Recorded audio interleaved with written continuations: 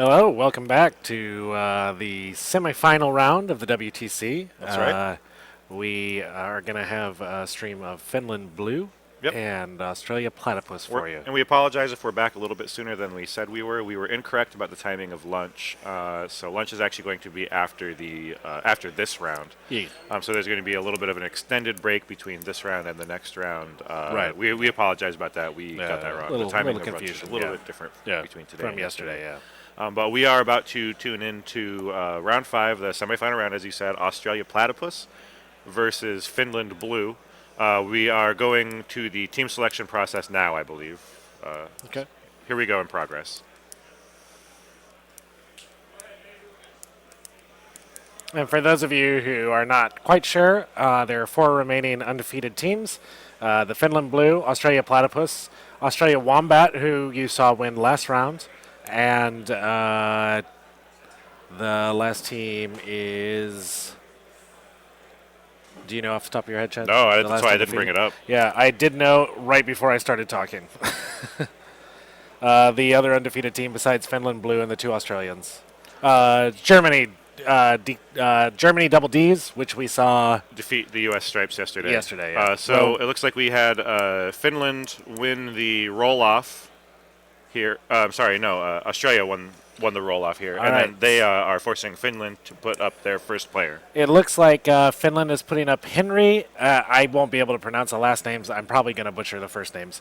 But Henry is a Menoth player.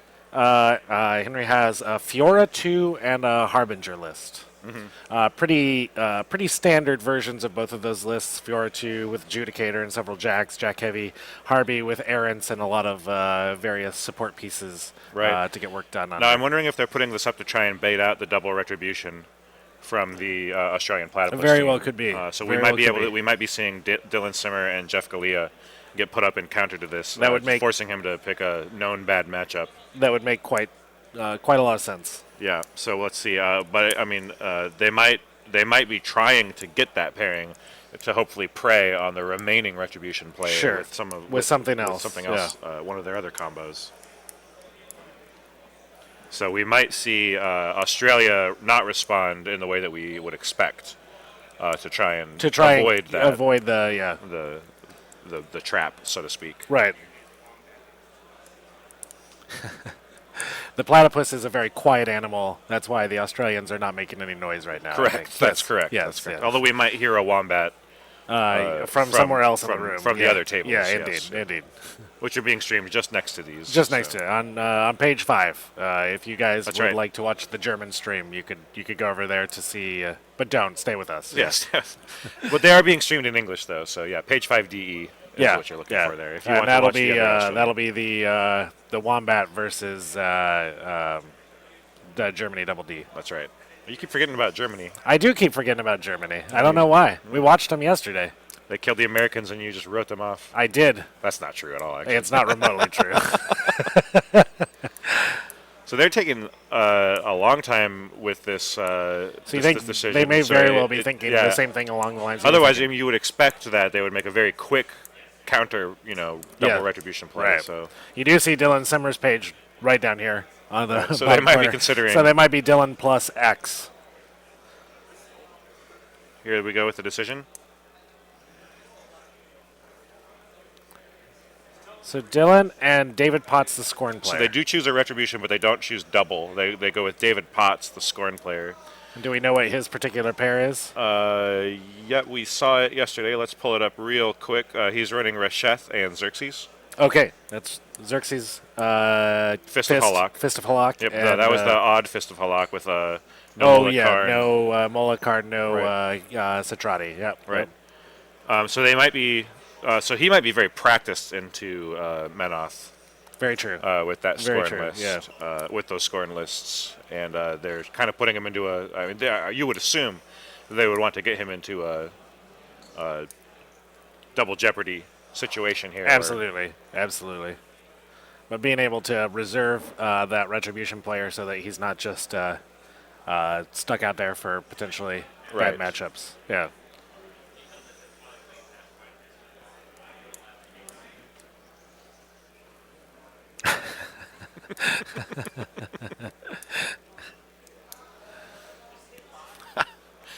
am glad that Australia has made it this far. I mean, they're going to be insufferable if they if we go for an Australia 1-2 combo. Absolutely. But it's going to make for a entertaining day of That's streaming. true. That's true.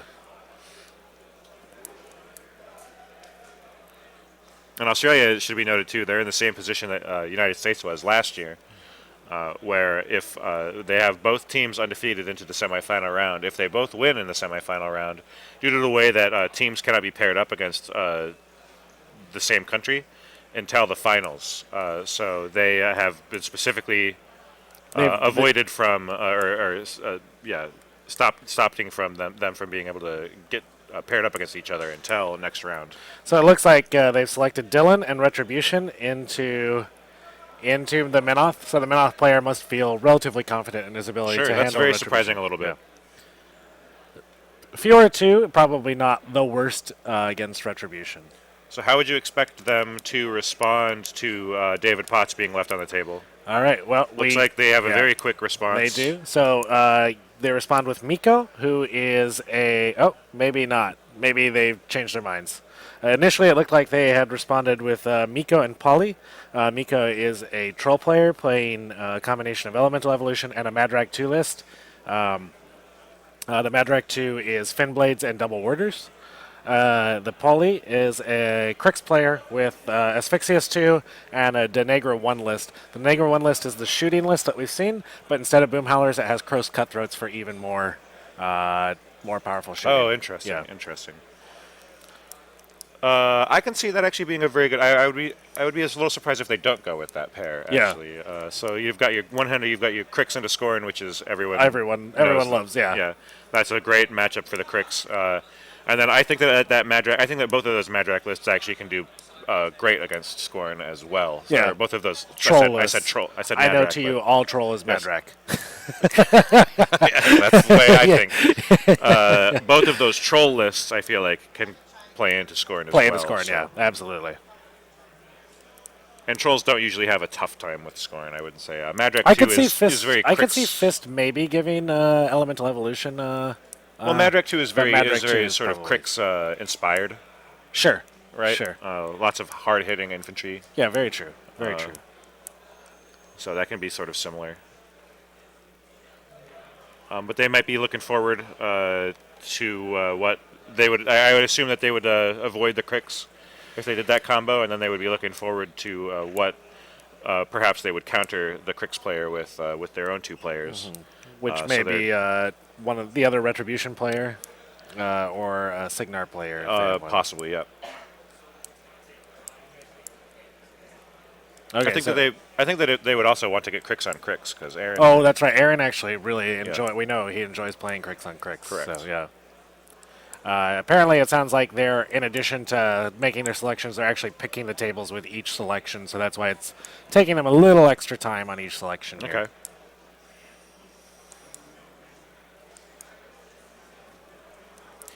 Yeah, the table selections can definitely be a very, very big difference in. Okay, so it looks like they have decided to go with. They did pick something different. It's Paulie with the Crix, but instead of Miko and his trolls, it's I'm gonna assume Tattoo. And Tattoo is a Kador player. He has a Butcher 3 list and a Butcher 2 tier list. The Butcher 3 list is quite interesting. It has Ruin, Beasto 9, and 2 additional Jacks. Wow. Yeah. Wow. Yeah.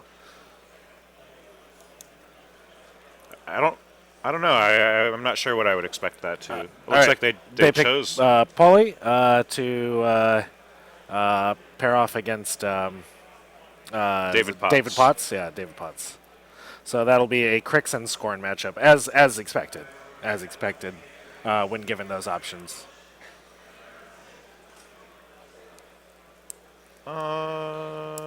No, I'm actually I wouldn't have expected them to choose Crix. Oh no, you're right. You're right. I'm thinking of it backwards. That the Crix player got to choose, but the Crix player did not get to choose. That's actually quite surprising. I guess they didn't want to run into Butcher Tier 2, but it's just like playing into Crix, I guess. Yeah, it's very similar. It's sort of the same as the Madrak 2, right? Like it's just a lot of. So I mean, it's kind of a.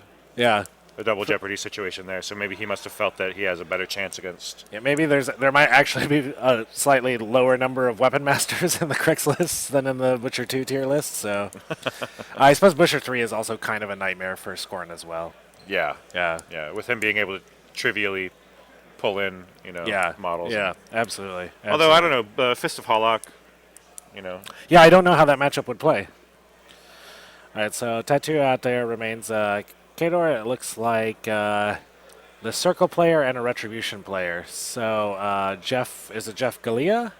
Yep, and Aaron Whale. And then Aaron it's not Circle, it's Crix. My apologies. So Aaron Whale, Crix player. I think he's got Denegro 2, Body and Soul.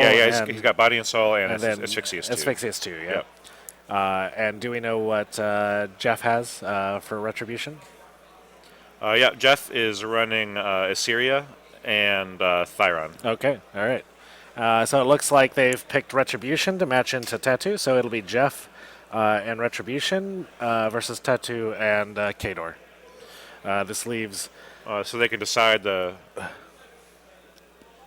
final two there. Yeah, so Aaron is still sitting out here.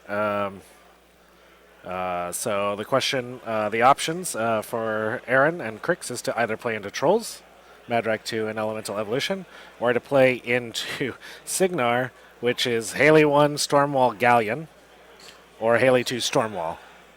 So these are all... Aaron is literally drooling right now. Oh yeah, Aaron is not. He's not upset about this at all. I would think. I don't think so. Yeah. Yeah. What was that? I think I'm going to play P. Haley. I'm going to cry. Oh, You've got to give me a kettle. All right. Well, we just had actually Aaron stop by himself. He said he thinks he's going to have to play against P. Haley. He's going to try. Yeah. So they're definitely making a play here. He is correct. He is in fact playing against P. Haley. Yep. Yeah. Yep. All right. Thank you, sir. Yeah. Well, he's playing against one of the two Haleys. Aaron is pretty certain that he's pretty certain that they're going to pick P. Haley there. So which leaves Miko, the troll player, into the last, which would be, is it Sheldon Pace? Or no, Peter Bates. No, that's the reserve. Yeah, Sheldon Pace with Kador. So it'll be Kador versus... So they must feel very... what this says to me is they must feel very, very confident about their Kador versus Trolls matchup here. Given that they're choosing sort of a more risky matchup with the Crix into the Signar. Sure. But I think it sounds like Aaron is going to... He must have a plan, it sounds like. Well, he's going to try, he said. While we frequently would say that Signar is very strong against Crix, or naturally preys on Crix, both of the Signar players' lists involves Colossals. One of them involves 2 Colossals. That's a lot of points. That's a lot of points. It's a lot of points when Lich 2 is available.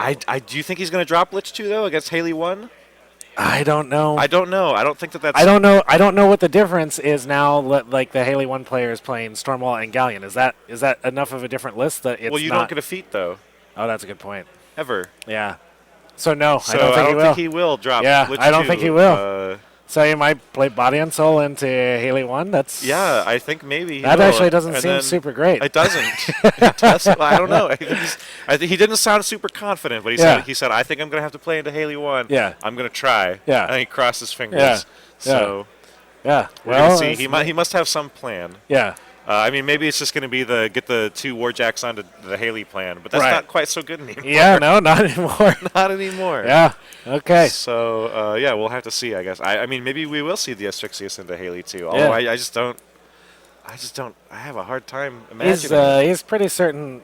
It sounded like he was pretty certain he was going to play against Haley 1. Oh, so, I think he's going to. And I think he will. Which is crazy. Because ordinarily you're like, I have 2 Colossals in my list. There's no way I'm dropping this into Crix. But Haley 1 is so good against. She's Crix. such a different beast. Yeah. I mean, she's the one caster in the game that can protect her Colossals from a Crix. Right. Now that's very true. That's very true. Especially from usually the one thing that you can never get away from is Lich's feet. Right. Like no matter. Oh yeah. So that's she's the one caster in the game that can reliably do that every turn after turn after turn. Yeah. With nothing. Yeah. Very true. To stop it. So very true. I think that he's correct. I think that he's going to see. I mean, if we don't see Haley 1, I think it might even be a mistake. Okay. So So we think Yako, I think is how you pronounce it, Yep. is going to play Haley 1, and we think that Aaron is probably going to pick Denny 2. So we're going to see a little body and soul post nerf. let's see it. Yeah. I guess. Yeah. I mean, maybe we'll be wrong about Aaron's choice. We might but, be, yeah. Maybe we'll be wrong about both choices. Maybe. Who So- knows? We're I don't want anybody to give us the statistics on how often we've been right. No, I certainly want nothing to do with that.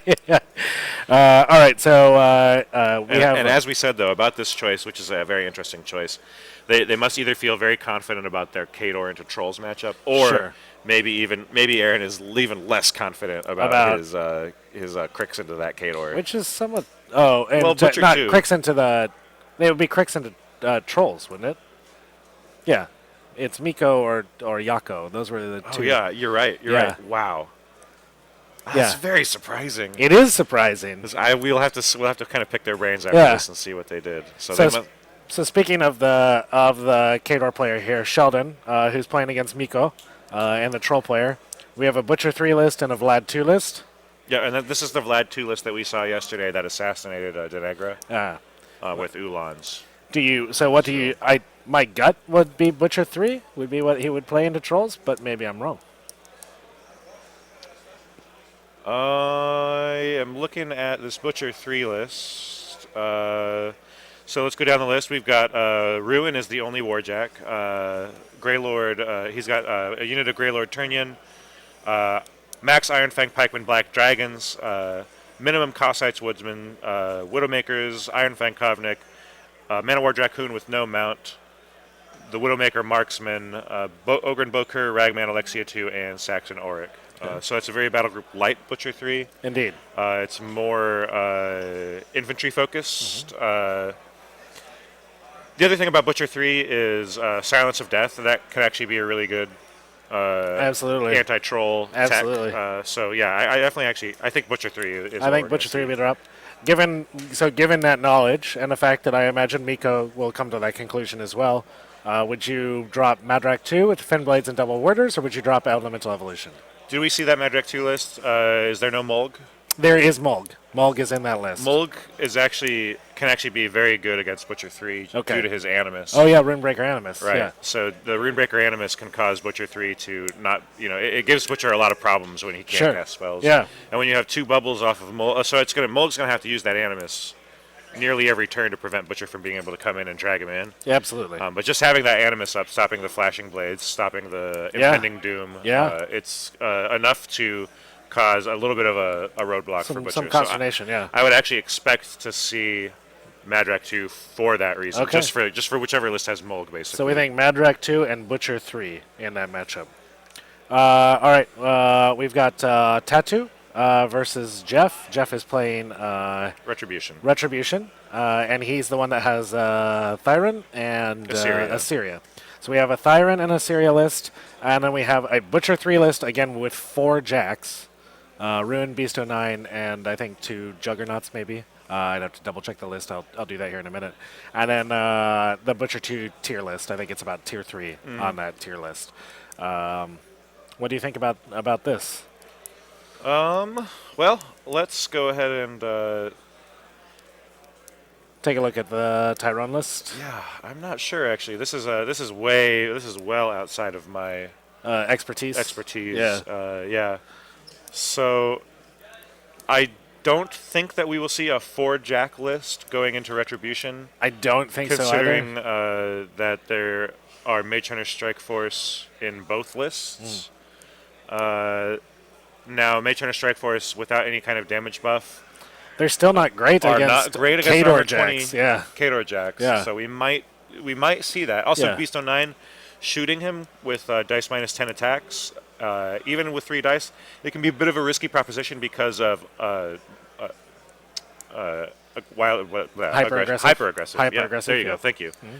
Hyper-aggressive, allowing him to kind of walk towards your army. Give any shot against him is Sure. a potential threat. Sure. And then also, but then again, Mage Hunter Strike Force against Butcher are almost useless. armor 18 caster base. Yeah. So he doesn't have to worry about that with either pairing, I guess, because they're both butcher. Very true. So If Butcher 2 tier list infantry, heavy infantry based army, I would often expect a Retribution player to play a Siri into that, but she's a little more hamstrung against Butcher 2 tier list. She's not a lot of shooting for her to fight against, and obviously like spell warded. just looking at this list, Doomsday though, versus, Mage yeah. Hunter Strike Force, Halberdiers, Max Riflemen. So just between the Strike Force and the Riflemen, that is a lot of shooting. With her feet, she can clear out a lot of Doom infantry, Reavers. Yeah. So I would not expect him to drop Doom Reavers, just knowing that that is a possibility. Yeah. We actually do have the matchups right now. All of the tables are set, so we don't really need to speculate about it anymore. Absolutely. We Let's can just go. go see. Let's go to it and see what's selected. So yeah, we'll be heading to the table shortly.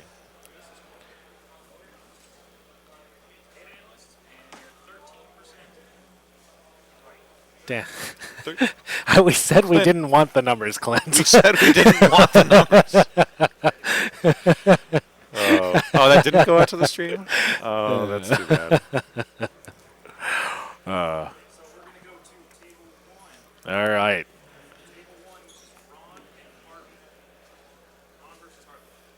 Okay, so table 1, we have Henry versus Dylan.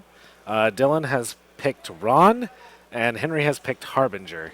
This feels advantage Retribution, but I mean it felt advantage Retribution just on the pairings, on the fact that it's Menoth versus Red. Yeah, agreed.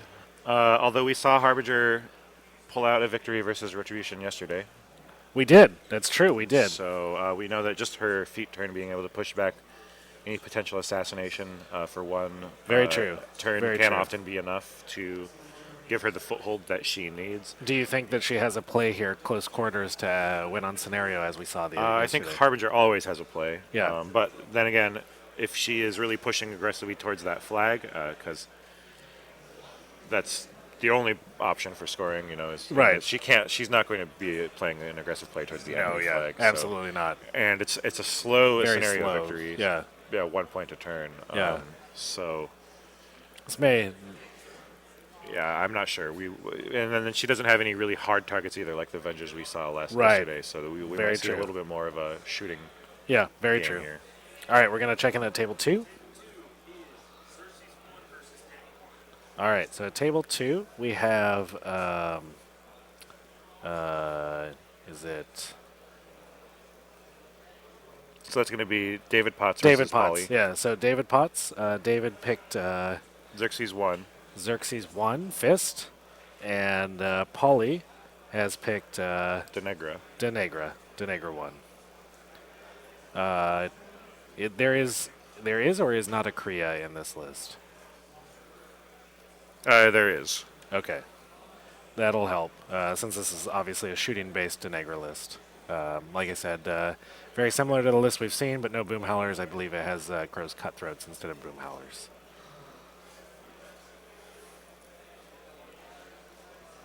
Sorry, our WMH WTC website was down for a little bit, so we're Getting access to the lists is a little more time-consuming for us. So that's why there's a little bit of a lag as we try to look things up. But yeah, okay. So this is So what we were Fist looking into Denny 1. Yep. I'm sorry, there was no Kriya. It's No Kriya, only so- Archidon. So that'll make this a little easier on the Denny player, which is definitely not where you want to be as a scoring player. The other thing to note, though, is that every single unit on Xerxes' side of the table is a minimum unit, so it's not going to really provide any big targets for those big debuff spells that she Very has. true. Very Crippling true. Grasp and Parasite. They're only going to be, no matter what she does, it's only going to be relegated to 3 models or less. Very true. So that can that helps mitigate some of the typical He does bad have factors. He does have 4 men units of Incendiary, so 12 Incendiary. That's a lot of fire drifts. That's Right. can be quite good against an infantry heavy Kriegs army like I this. actually think that this is actually a pretty fine matchup as far as the scoring goes. player? Just the sheer volume of AoE fire attacks that are setting models on fire, against that kind of infantry. Absolutely. And then, like we said too, his army naturally builds towards an army that denies Denegra her biggest strength, which is being able to zero in on your biggest you know, factor. Right, your, exactly. Your biggest unit. Yeah, and take that then- away from you. Yep, Yeah, exactly. And then absolutely. neutralize it from the game. Sorry, 4 units is 6. I always forget Scornman units are not 3, they're 4 because What? It's Scorn. Why do people complain about this faction? It's OP. Yeah, it's OP. That's 16. All right. All right, we're going to table 3. Table 3 is Jeff Galea with Assyria into the Butcher 3 4-jack list from Tattoo. Right. So, So yeah, this is the one where I don't think he was going to drop Butcher 2 into a list that could potentially like kill 20 20 Doom Doom Reavers before in they a turn, ever, and then potentially right, clear them all absolutely. out. Yeah. So and when doing that from range 2, especially in a scenario where you can kind of this is one of the better scenarios for attrition play, I would say.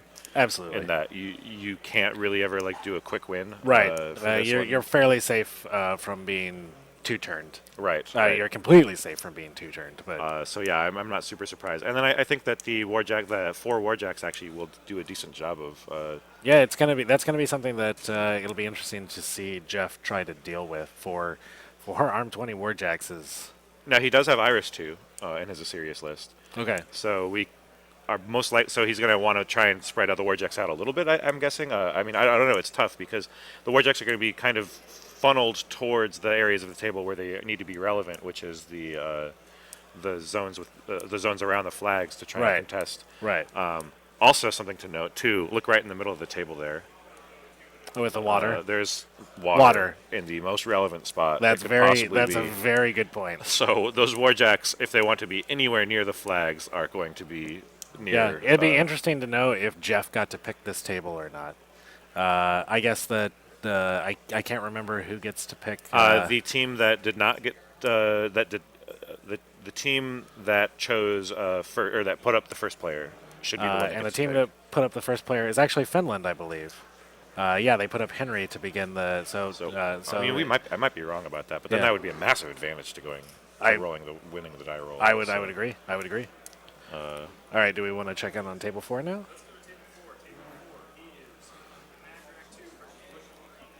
All right, so this is exactly as we expected. This is Miko versus This was Sheldon. our 13%. This is 1 out of. We get 1 out of. Less than 1 out of 5, sadly, but you know. So Miko with Madrak 2 into Sheldon with Butcher 3. So this the Australian Butcher 3 list is the one that we were talking about that only has Ruin in the battle group, and then just Cossaites, Iron Fang, Grey Lords, a bunch of solos. So Chad, you must be in heaven. This is back-to-back Madrak 2? matches in which Madrak 2 is on the table. So I'm hoping that Clint will keep us away from this game as long as possible. Absolutely. Yeah, Absolutely. Yeah, I do love me some Madrak 2. you do. You guys got it. Just thinking about that did go out. Okay. Thanks, Clint.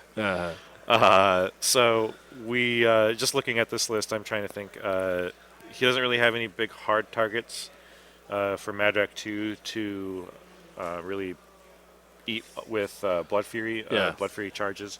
Does he have Burrowers in this Madrak list? I don't. See I don't any believe right so. now. I That's believe too it's bad. Fenblades, Double Warders, Mulg. I guess I'm not sure. I guess the Burrowers wouldn't have any really good targets to go into, but they're great. They're just a great alpha strike. Yeah, unit. absolutely. Especially with Madrak being able to kill Cossite, even killing or not Cossites, being able to kill the Iron Fang pikemen even on their mini feat. Yeah. turn, that can be a great. The alpha Iron Fang strike. Pikeman with Silence of Death will be dangerous for the trolls here. The big factor is just going to be Mulg. It's going to be if he can keep Mulg alive to the late game. Yeah. Then I think Mulg is going to be the key factor of this game. Just, Would you- just on his animus. Do you alone. feel like the Kador player might be slightly advantaged in this matchup? I think due to Silence of Death. Yeah. That he probably is. Okay.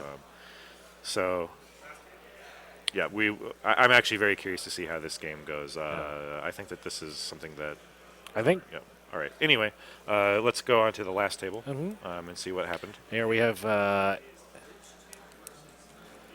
So it is Aaron versus Yako.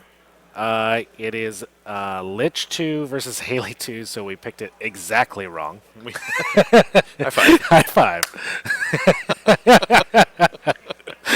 Oh man. We are really. I'm so surprised he picked Lich 2 when Haley 1 was on the table. I'm surprised he picked Haley 2 instead of Haley 1. I am very surprised by both of these.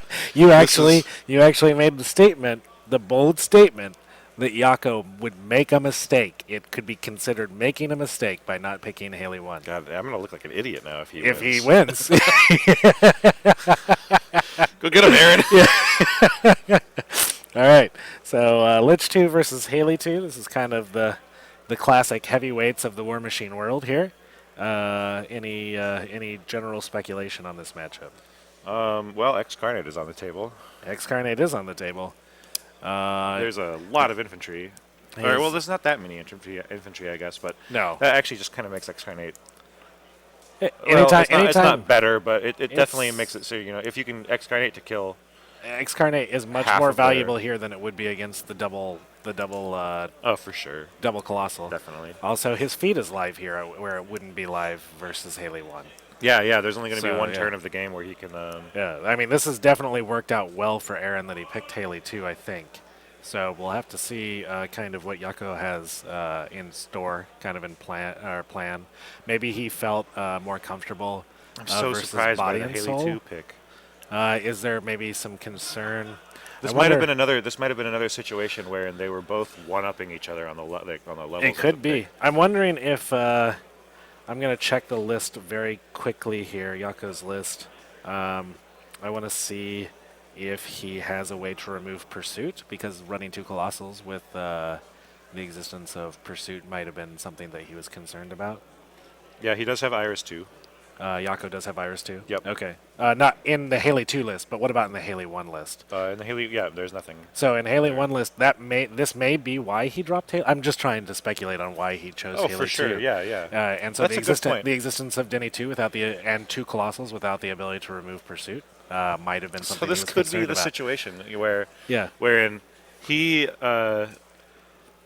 expected Body and Soul to be dropped. Because Haley 1 is so poor for Lich 2. Yes. Yeah. And then, yes, exactly. Because Haley 1 is so poor for Lich 2, but then due to the fact that Body and Soul would be a very poor matchup for Haley 1, he one-upped the next year. He counterpicked the level exactly. going to Haley 2. And Aaron predicted that he would do this. know, because he knew that he knew, essentially. Yeah. This is my favorite kind of situation. Yeah, absolutely. Yeah. So if that is indeed what happened, then and we just got some information from Clint that it's worth noting that the Australians did some of this last round as well. So that counter picking. Sure. And, Sure. Yeah. The Team Wombat, I believe, is what Clint is referring to. We had some situations where we were sort of surprised by some of their choices. It felt kind of counter. Maybe the Australians are just in the heads. Yeah. Of everybody, they're on top of their game. They are. They play better, or they're just backwards from everybody. 'Cause they're down under. That's right. Yeah. That's right. Yeah. Their toilets flush the other way. Right. Yeah. Oh man. So these are going to be some exciting games. I actually love all of these matchups, every Yeah. single one of them. I am super excited that we are going to get to see Ron played, because we never see Ron played. Never. And Ron's so cool. He's Yeah, so cool. he's super fun. Yeah. All these matchups seem great. When Ron pops his feet, we need to hard cut to that game. Yeah, immediately. exactly. No, Exactly. yeah. All right.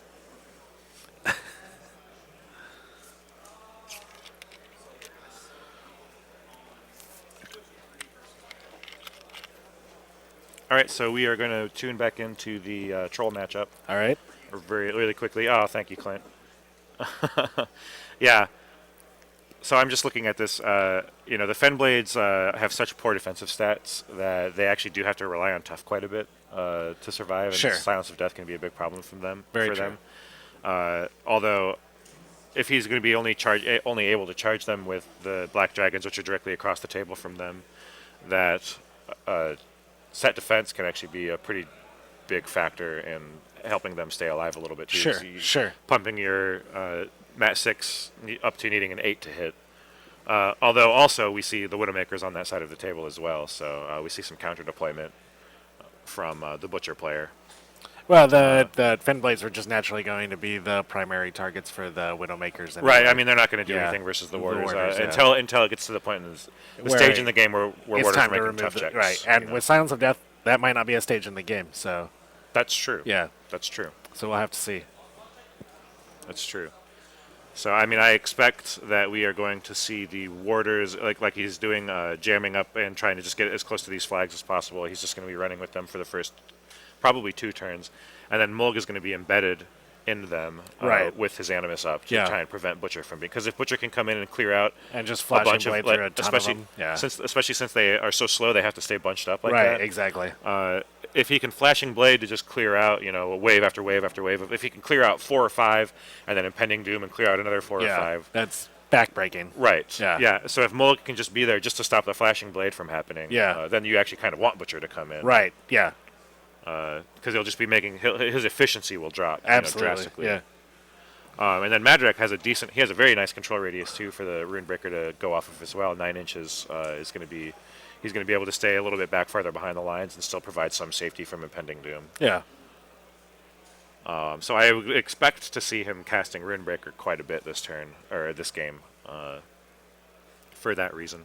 You can see taking full advantage of the hill here as he unpacks his Fin Blades to buy them a little extra defense versus that Widowmaker unit. Yeah, I don't know if he has a Stone Tribe Chronicler as well either, but that can definitely help too. If that could pump them up to 16s while they're on the hill, they might only lose 1 or 2 Fen Blades Sure. to the incoming Widowmaker fire rather than all 4 that you would expect. Absolutely. Absolutely. And then we just did get confirmation. There's a Chronicler.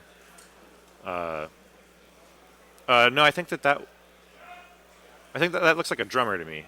Yeah, I think that's the UA. I'll double check the list really quick.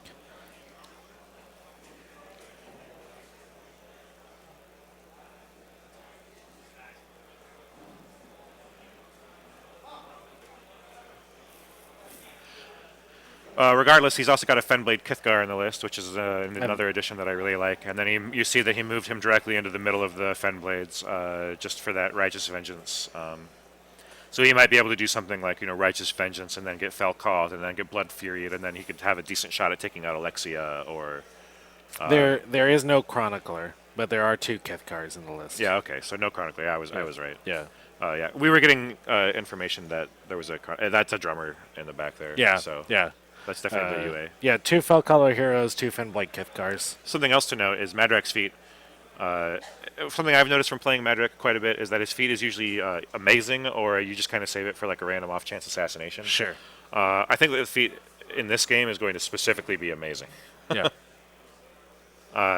So the Warders with Weapon Master in combination with being able to put Blood Fury on them, they're going to be able to do a significant hurt on those Warjacks, especially if they're bunched up enough that the Warders can maybe make 2 attacks or 1 attack on each Jack with the. Well, there's only Thresher 1 from Jack the in feet. this matchup, right? Or No, this is. is there 2?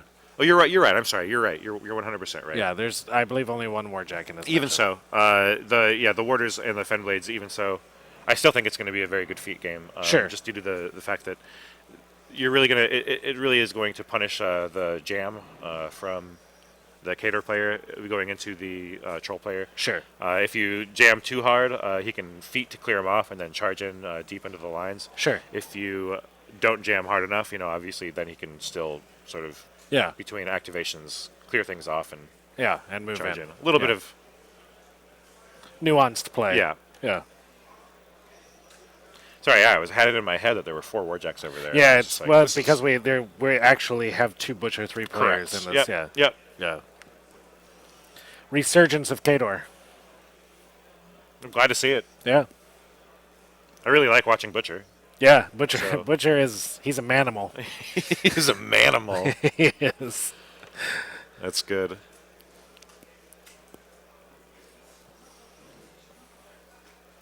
I can't tell whether he Runebreakered or not there, but I think it's a little too. It's probably early enough that he doesn't have to worry about that exactly. Right. I don't think Butcher definitely is not coming up into those warders this turn.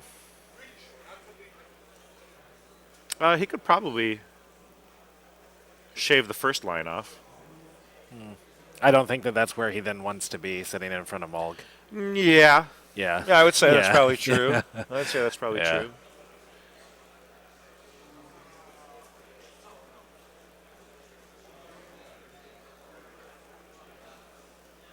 And then also Butcher's the fear effect from his feet is going to be nearly useless against Yeah. this army. Yeah, All of course. the warders are all fearless.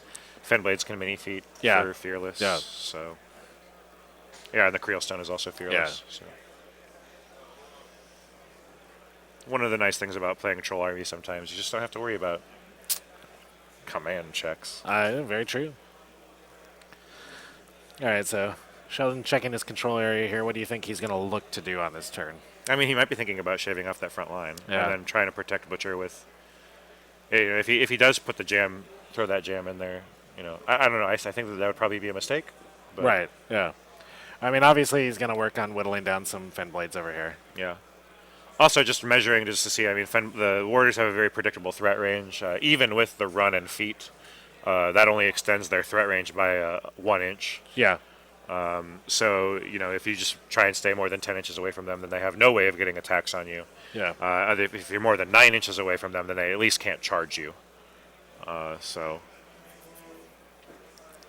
that is one of the downsides of warders in Madrak 2. It's very popular nowadays to play warders with Madrak 2 just for that late game presence. Sure. And they're incredible Blood Fury and feet targets.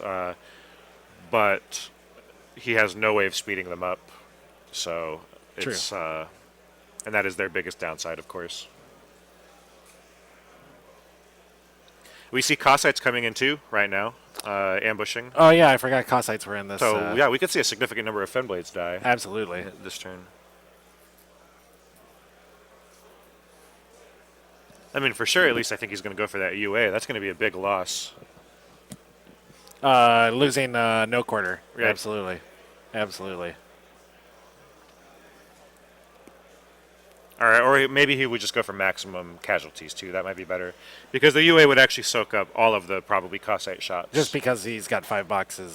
He's also within range of the stone, whereas most of them. Oh, probably very, aren't. very Yeah. good point. Very good point. Leading up to Arm 16, which is pretty. It's so yeah. Yeah. Arm 16, 5 boxes.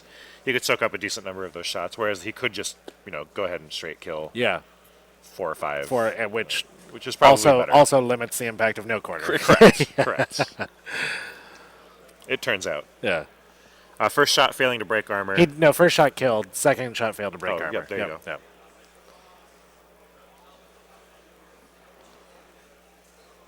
All right, tough check made.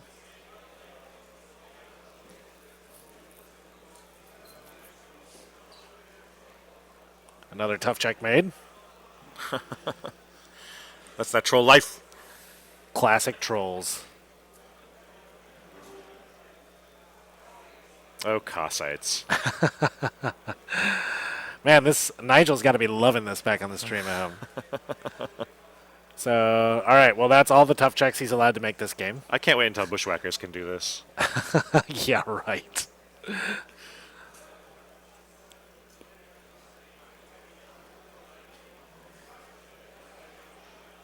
All right, so it looks like the Cossites picked off one fin blade, And then three tough checks, tough checks. and a couple of failures to break armor. Tough checks. They Cossites have reform, which is what he's doing right now. Yeah. They just have it base. They're one Right. of the few units in the game that just has that. Has rule. reform, yeah. Tough checks are actually kind of a pain in the ass made on the fen blades, because it's if they're tough, if they make the tough check, they can't make the vengeance move. And then also forcing the Fellcaller to use the Reveille rather than Warcry is actually a really big deal. You almost always want to use Warcry. Absolutely. I mean, certainly you want to make tough checks over not making tough checks, but it's not the best thing in the, it's not the worst case scenario. Right. For just being caterer able player, to just have them get back up and do whatever they want. Like Right. he's actually is kind of He's will losing, suffer. he's losing something. Yeah. All All right, we have a fairly major development on table 2 already. Those incendiari we were talking about that apparently come in 4-packs. They have lit Denny on fire. That is one of the ways that she can die. It certainly is. Commentary. Yeah. Cha-ching.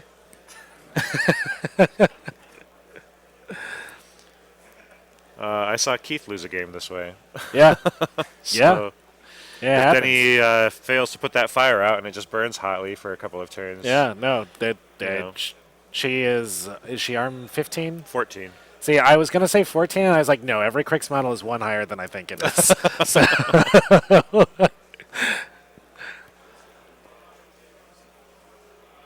Yeah. all right, so I think that we're going to just see a bunch of peppered.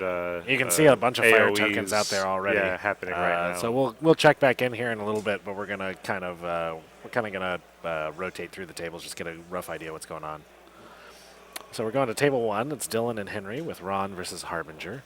Looks like Henry is really unpacking his list here. I'm gonna guess Harvey has feated or is feeding.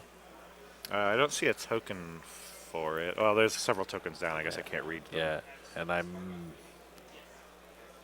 We did have confirmation. Harvey did feat. Okay. So we're going with a much earlier feat than we saw yesterday out of Harvey versus Retribution. True.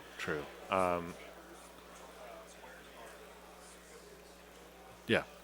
But I think that the difference in the list composition from yesterday to today makes the feat make a little bit more sense early on, given that Vengers are not as susceptible to a lot of the POW 10 shooting, but the army that he has right now certainly is. I'm also curious are those Zealots out front, have those mini-feated as well? My guess is yes. I would imagine jammed that far that the Zealots have many feet. Yeah. The only reason, I suppose the reason not to would be simply her feet, but there's enough shooting in the yeah, they would be list dead that- if they yeah, were that they would die. not mini-feated right Yeah. now. So I would expect, those Zealots are actually going to be A problem. a really big problem Yeah. for the They Retribution. almost always are a problem. Like, Yeah. it's such a good unit. Mostly just been enjoying the fact that I haven't seen them as much because Minoth you don't see as much, but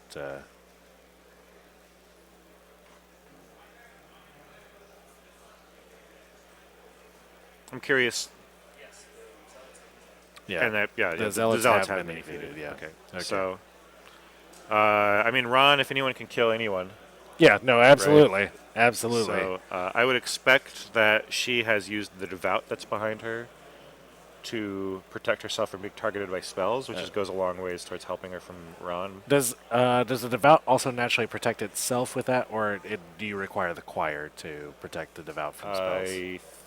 I want to say it does, but I don't think that. I'll double check 100% on that. just so we know, because that will be relevant for Yes. the purpose of a Sure. If he can scalpel out the Devout, yeah. then perhaps making a future assassination run more viable. Well, does the Devout have to be within a certain range of the model, or is it just once it's done, it's Well, it has to be Devout? in base to base, and then they have to spend a focus. Right, but once it's spent its focus, They can you move have the away, aura, yes. it can move away. Yep. Okay.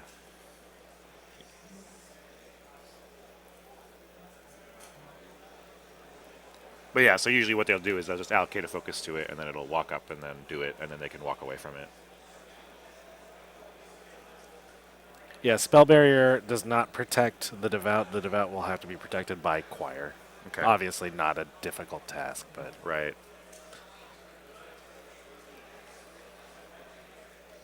All right, we're going to check in Table 3, the other Ret matchup here. Jeff with Assyria into Tattoo with Butcher So this 3. is the 4-Jack. This is the 4-Jack list.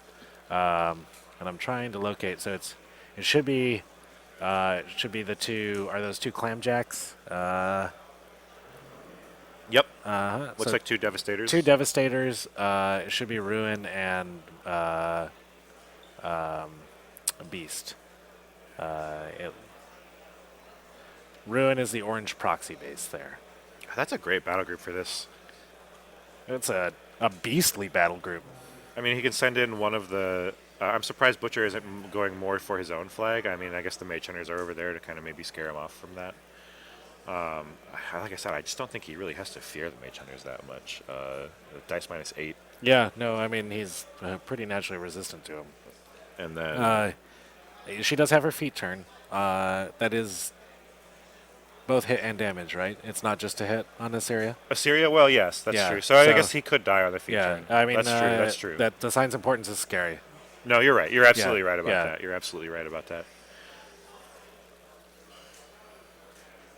Yeah, so definitely scaring him away from that flag there, or at least attempting to. I assume that they've already activated this turn, because this looks like turn 2, so they're not going to be there. But Butcher, I don't know, like, where can he go? This is a kill box scenario. I'm not sure he can get far enough away from them. To be. I guess he can get far enough. The ones in the back are going to be far enough away that he can maybe if he walks down towards the bottom of the kill box, towards this bottom flag. Probably only 5 or 6 of them are going to be able to get within range of shooting him. That's probably not going to be enough. I think he needs the bulk of the unit. I'm not. Let's see. He's Arm 18, correct? Is that what we said? Arm 18. Yeah, he's Arm 18. So dice off 8. Yeah, it's there's a shot, but it's not great. Does he have a? I can't see one on the table easily, but I guess I'm not sure what this is in the back here. But if he has an Ogre Invoker, that can maybe change I things. think that's a Goblin Tinker. Goblin Tinker. Goblin Okay. Tinker there in the back. Yeah, I don't think there's an Ogre Invoker, but I will double check the list.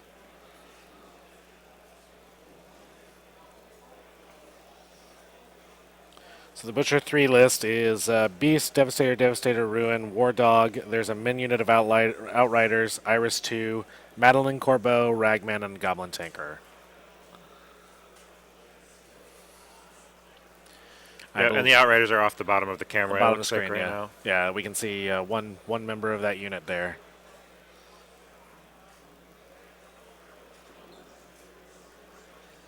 I missed what he just killed, actually. He just charged in with his halberdiers and killed something that was in the front of that trench. Iris, perhaps? Iris 2? Do we see Iris anywhere else on the table? Unless she's within 5 inches of all of those warjacks back there, which I think would be I think that would be a mistake. poor play. I think we could say that would be a mistake. yeah. So yeah, that's a. Yeah, I believe Iris 2 has been killed. Is that that big of a deal in this matchup? I'm not sure. I don't think so. I don't think that Assyria has anything that you're... Even Assyria on full camp, Butcher is probably still going to get. Oh, easily. Yeah, Yeah. And I was trying to think if there were any upkeeps for by Assyria, but I don't think there's anything the Butcher is particularly concerned about. I think she has Inviolable Resolve, but that's not going to be... So that's annoying, but again, Butcher, Ruin, Beast can probably hack through some Inviolable Resolve. Yeah. Yeah. And then with Ruin, he still has a little bit of Dispel. If there's very like true. A really, really Very bad true. upkeep. Very true. That we're forgetting about.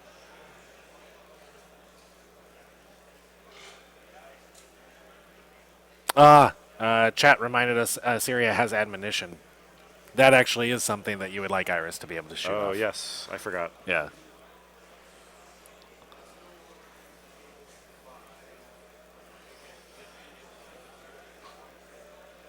All right, so we're going to go over to table 5, Aaron versus Yako, Lich 2 versus Haley 2. See how this game is unfolding. Looks like Aaron is taking full advantage of this trench.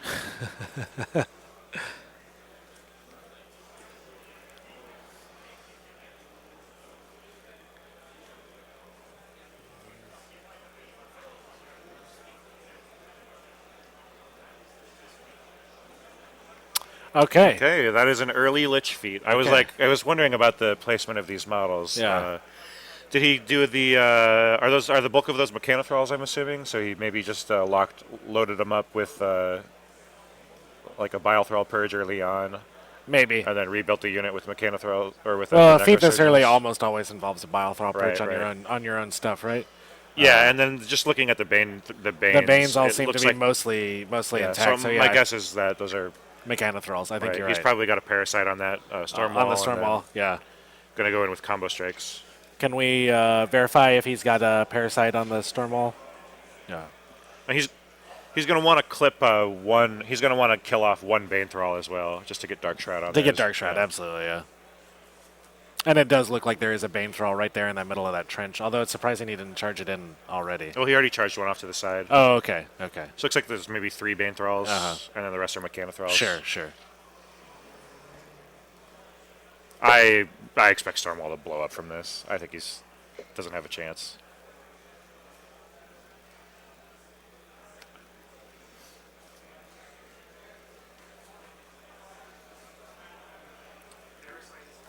Parasite is on the Stormwall.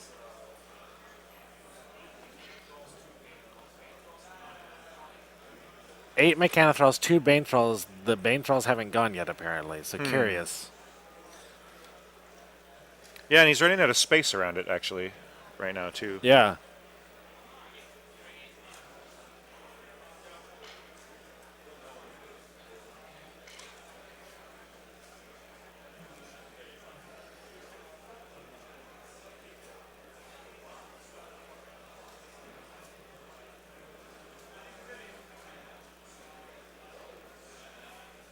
So showing him the card, looks like maybe a third of the boxes are left on the Stormwall.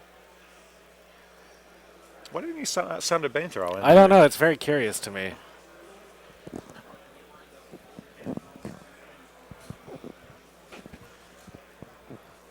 It's very curious why he didn't send in the... Yeah. Because that would be 20 more damage right now. Or, I'm sorry, 10 more damage right now. At least. Right. Plus the damage from the Bane Thrall.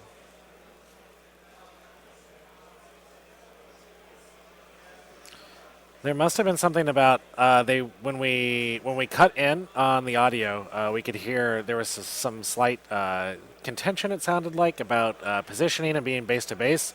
It may have been that the Finnish player, the Aaron. If he placed his models in base to base with Base each so other, they that would couldn't restrict. charge. Yeah. And so that may be very well because we saw 4 of them just didn't charge. I'm guessing that, he misplaced the models. That's got to be exactly which what is happened. Yep. which is obviously a very big mistake. And then you saw he just picked up his remaining 4 models that Right. never even moved. Never moved. Yeah. Definitely. Yeah. If you place your models in, so what happened there is, if you place your models in base to base with each other, it drastically restricts the charge angle that they can go by. Yeah. And if the Finnish player noticed that he maybe like put the Bane Thralls too deep into the middle in base to base with other, then they're not going to be able to Right. make their charges out. Exactly. That actually is a mistake on Aaron's part. That's unfortunate for him. Yeah. That may That have would probably that definitely made the difference between a dead and alive. a dead and alive Stormwall. So giving some life back to the Haley 2 player. Yeah, so that Stormwall is, I think, about halfway dead right now, yeah. which is not what Lich wants out of his No, feet. not at all. Especially if he's making a play to kill his own models. Right.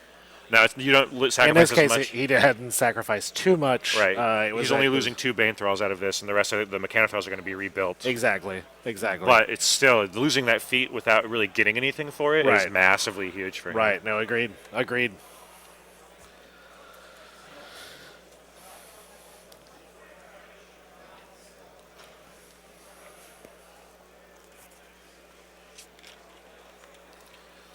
All right, we're seeing Kiss of Lilith going on the Bane Thralls, or the Bane Knights right now. So he's probably going to make a play to try and kill as many of them as possible. Yeah, he's got you black... don't try and kill the Bane Knights unless unless you have a plan to kill He's going to put 2 shots from Holt, and then he's got Black 13th, or another 4 shots from Black 13th.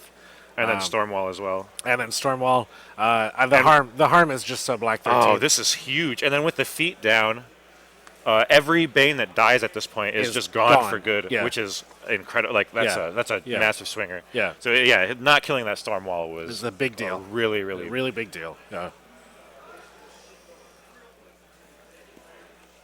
All right. Okay, so we're going to go to table 2 very quickly. Denny is still on fire, but took only 2 damage from it. All those fire tokens. Yeah, look at how many dead Crits models there are. Yeah. The Incendiary did some incredible 16 drifting AoEs. It's a lot. And even if you don't break armor with the AoEs, you're still lit on fire. This list, you said it, Chad, and I could see it, but it's even better against this sort of Crix army than I gave it credit for.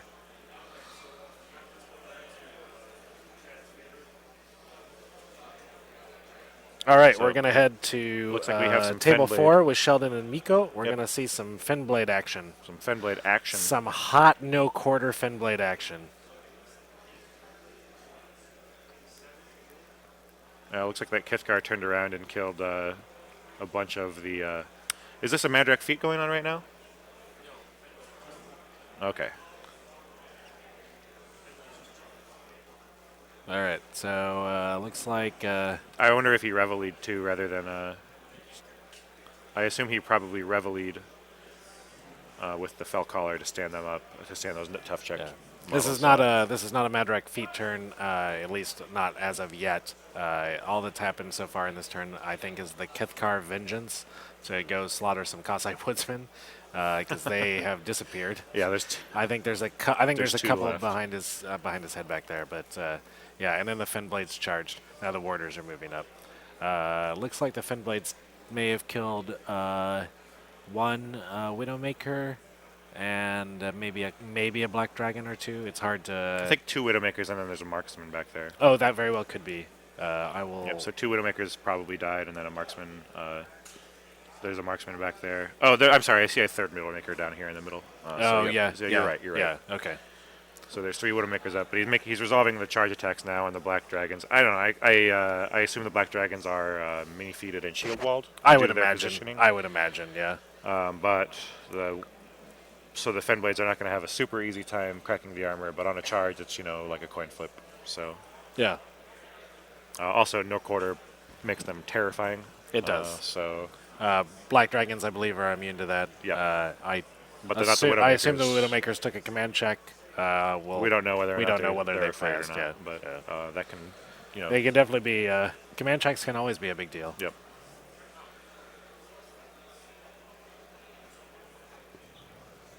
Did he have a warder just charge a puppy? He did. There is a warder on the Argus there. Oof.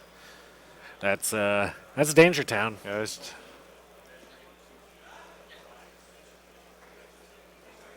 and it looks like he did measure to the flag with that warder as well to make sure he was within 4 inches to contest it. Because you see the butcher is in base to base with the flag. So if he's not contesting it at the end of his turn, that's a point on Right, your absolutely. own turn, Which is always a mistake you don't want to make.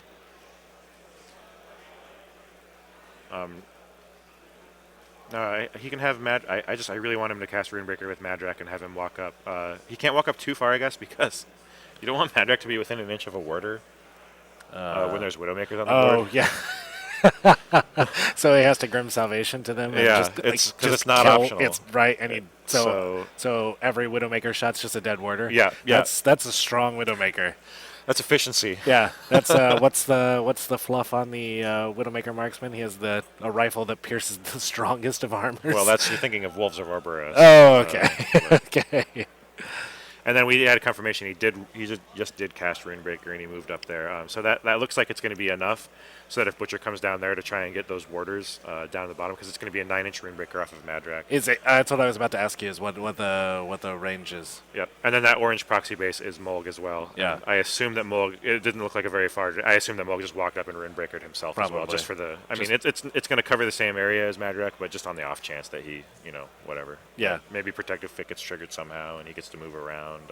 It never hurts to have. No, the yeah. redundancy Well, I mean, there. if you need the Fury anyway as a Yeah, battery, you might as well, yeah. and you don't need to run or anything. So. Right. So yeah, I think that's very good positioning for Madrak. Now he's going to run the Stone Scribes up behind him for the Grim Salvation targets, just on the off chance that, something unexpected gets to him. Absolutely. And it looks like he did not make a charge attack on that warder. It was just a run to Okay, engage it. on the Or not on the puppy. on the Argus. Yep, yeah. the Argus. Yeah. So that was just a run to engage. Otherwise, yeah, that would have been. The Argus.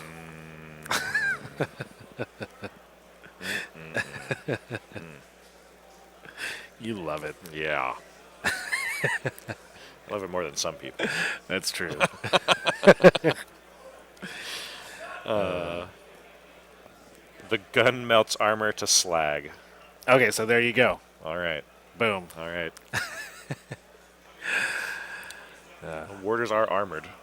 They are heavily armored.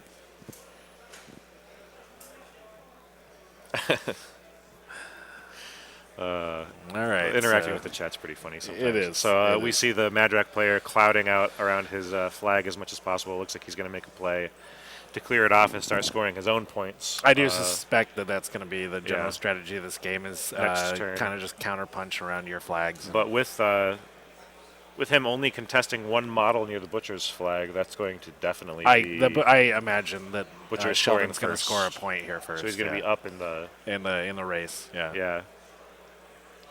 Now he has to worry about his positioning with Butcher, though, too, because if those warders can get on him with Blood Fury and the feet... Absolutely. Absolutely. That can be Danger Town. Yeah. Also, forcing him to kill a warder to force for the rest of them to be Blood Fury, or to be battle-driven, as well.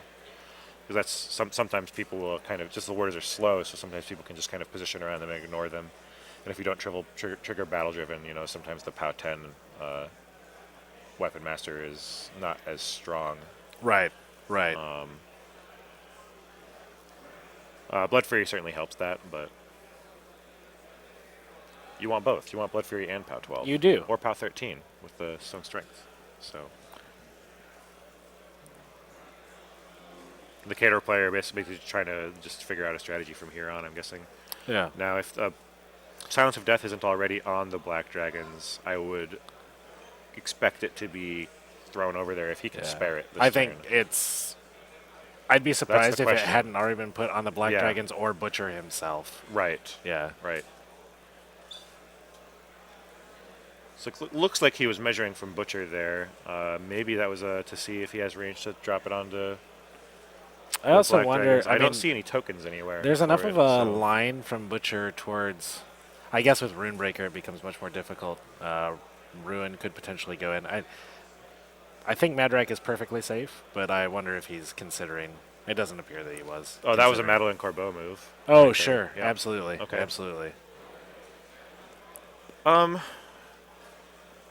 Madrak is camping 2, and it looks like he has 2, maybe 3 Grim Salvation targets. He might just go for it. Yeah. I'm wondering. Which would be dangerous with Mulg standing right there.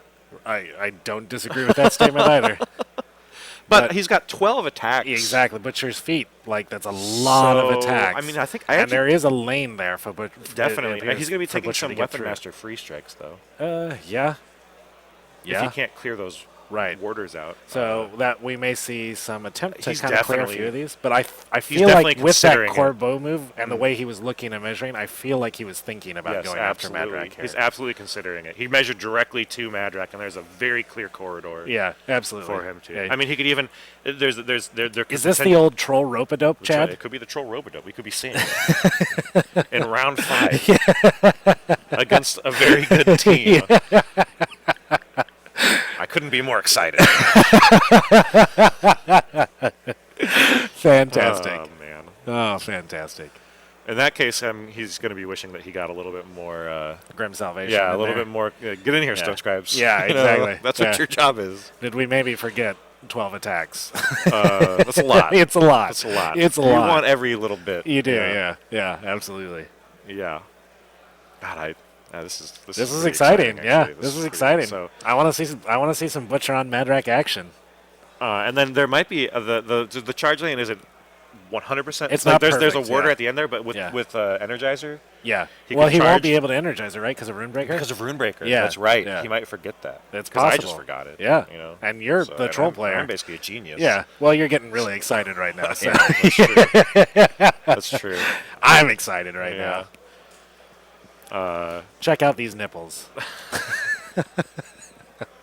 Get Chandler's girlfriend over here. Okay. All right. Oh man.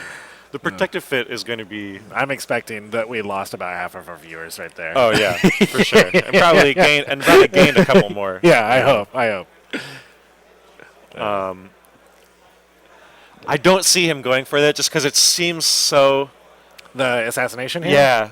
Because of Runebreaker? I don't know though. It's going to be four attacks he can effectively ignore. Right. So 2 you from still Grim got 8 Salvation more. and 2 from Transfer. Yeah, so you got 8 more.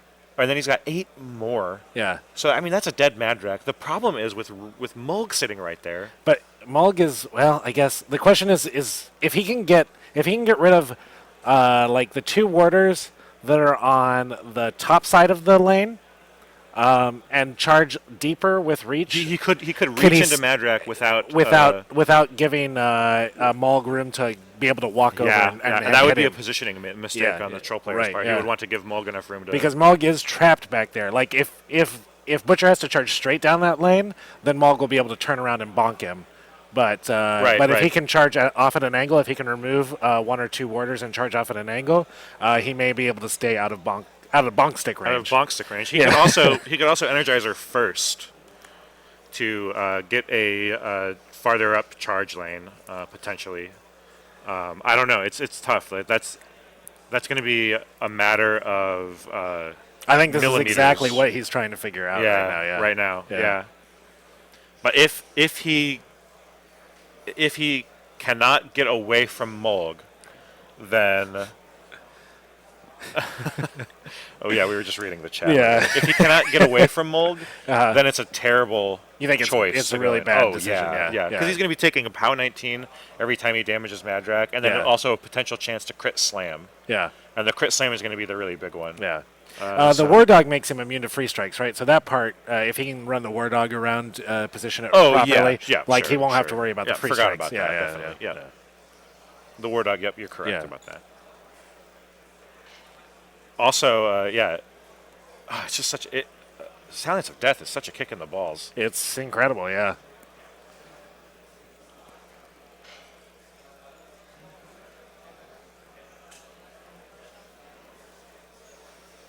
All right, so is he activating Black Dragons here? Yep.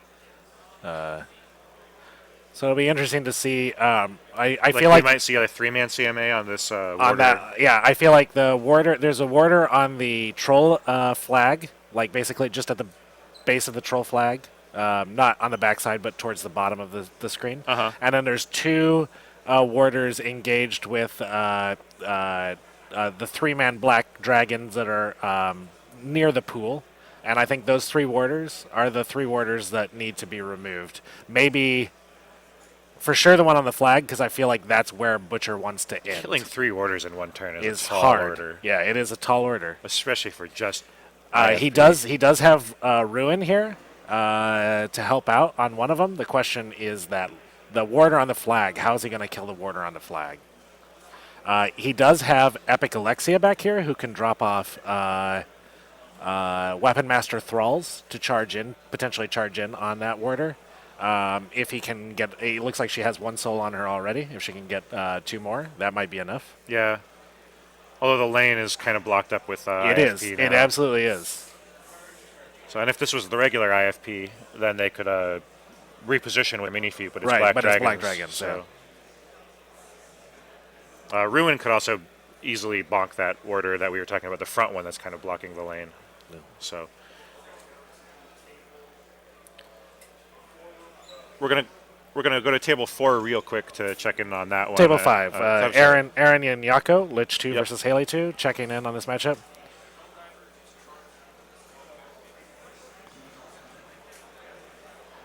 Oh. So it looks like most of the Bane Knights have been killed. Looks like he got 7 of them. Yep. And he just had a Helldiver come into a Stormwall who's still parasited with 3 focus on it. I'm gonna try and finish this Stormwall off. And he just rolled a 12 damage. That's an angry Helldiver. Yeah, that's an angry Helldiver. And you can see also Tartarus is engaging him on the top. So this is another -5 armor. Turn. Yeah. Stormwall has 4 left. So That's basically sacrificing Tartarus to finish off the Stormwall. Oh, that's worth it. It's absolutely worth it, but this is an example of how like the mistake on the position on the feet can snowball into losing additional models. Yeah. Well, I still think that's... Aaron's definitely... he's happy Stormwall's dead, but you heard him with a little bit of exasperation there. Yeah. Should have been dead a long time ago. Right, exactly. So, exactly.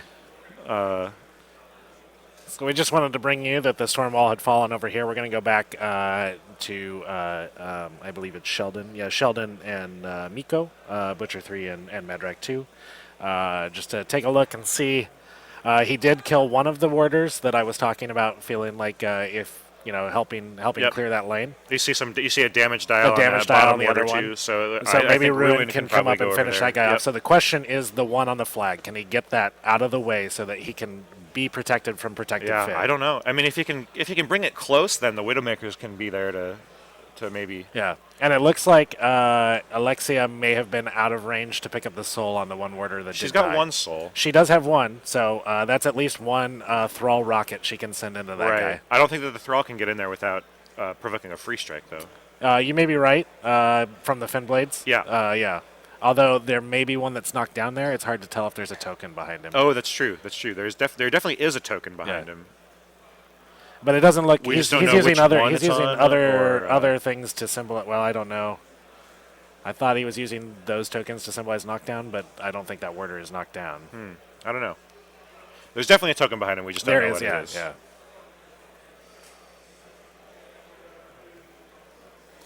So just talking about that Gatsby game real quick. It seems like with the Stormwall finally dead, I think that Aaron now has a better shot of rolling the game towards. He absolutely does. The big question is going to be, Aaron no longer has the feat to threaten assassination on Haley. Well, that was never really a matter. It was never a big Yeah. deal. But the point is, the feat has been used, and he has lost a significant number of his Right, Bane Knights. right. So as far as attrition is concerned, Haley's army still has quite a few shots it can put Well, on. any Bile given Thralls are turn. still on the table, right? They are, And that's true. And the rest of his army is going to be really Very susceptible true. to that. So Alexia is now full on souls, and she's going in. It looks like she is. Looks like she's considering exactly what we were talking about, sending some Thrall rockets. Why'd here. you block in Mulg? Yeah, he's making 3. Yep. I think exactly this is happening, and he's going to try and charge Butcher up. I don't think Madrak can survive 8 Weapon Master attacks. I don't think so either. The other thing, too, is here with the the warder solo, is not knocked down, or the fin blade is not knocked down. Okay. The other thing here is with the Fenblades, or with the Thrall warriors being solos. Yeah. He can actually just activate one at a time and try and kill those The Fenblades. fin blades. Yeah, absolutely he and then can. send Yeah, in, absolutely he can. The warder is not knocked down, just to clarify. There's a token by him, the one on the flag, but he is not knocked down. We're not sure what that token is meant to Probably indicate. battle-driven. That's probably exactly right. So those Fenblades definitely are knocked down. Because he just walked Yeah, that he walked away. Thrall. Yeah. Yeah. Or charged away into the... I'm curious why he charged the one that Ruin could easily. I am also curious about that. Maybe he's forgetting Good about damage protective roll. fit. And kills Okay. with the Thrall there. Should get a soul back to Alexia. Once she gets rolling. Freaking Alexia. Yeah. All right. You got to try and free up some Widowmakers here. Interesting. So he's not trying to kill that warder by the flag, Yeah. which is probably the most important warder. I feel like it's the most important warder, so I'm wondering if he has a different plan for it. Either well, I or mean- if he's forgotten about Runebreaker, or if he's forgotten about protective fit. He's done a decent amount of work already this He turn. has He done might just decide that it's that the it's attrition not play is worthwhile. not- Yeah. He has killed several. He's killed almost a full Although unit with of that warders. grouping of models, Madrak is Right. standing to make a incredible feat turn. Right. Yeah. So I mean, if he doesn't significantly damage the rest of the army That's somehow, yeah. No, I don't know. I agree. Hi, my name is Alexia. I am the mayor of Value Town. That's good.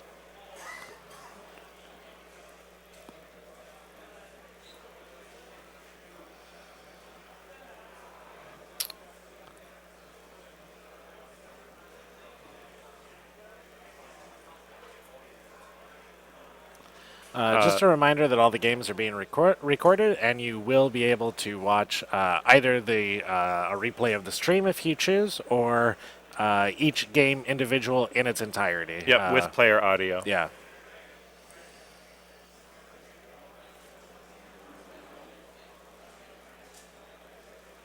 So the Widowmakers are going to come up here and try and finish off some of these, or maybe they're just going to plink Madrak. It looks like to try and get some of those Grim Salvations out of the way. Madrak, or just shooting the Creelstone is easier, right? The actual Creel models around him is easier than, yeah. Yep. So they're definitely. Oh no, shooting Madrak, you avoid the tough check. Oh, that's a good point. So yep, that's exactly what they did. They both shot at Madrak. Got rid of his Grim Salvation. So. Oh man. Okay, that's a big deal. Oh, I was wondering about that. If that warder was within Grim Salvation range, that could potentially be a way of freeing Mulg up. Yeah. So now it's questionable whether Mulg can fit through that little gap right there. It is questionable. So here's the other question. The other question is, if you remove the Grim Salvation targets prior, and it doesn't look like the stone was in Grim Salvation. Correct. That would have been a massive, huge mistake. Yeah. But if you remove the Grim Salvation targets, which it appears that he has now, there are no more Grim Salvation targets. Butcher requires fewer swings to kill Madrak.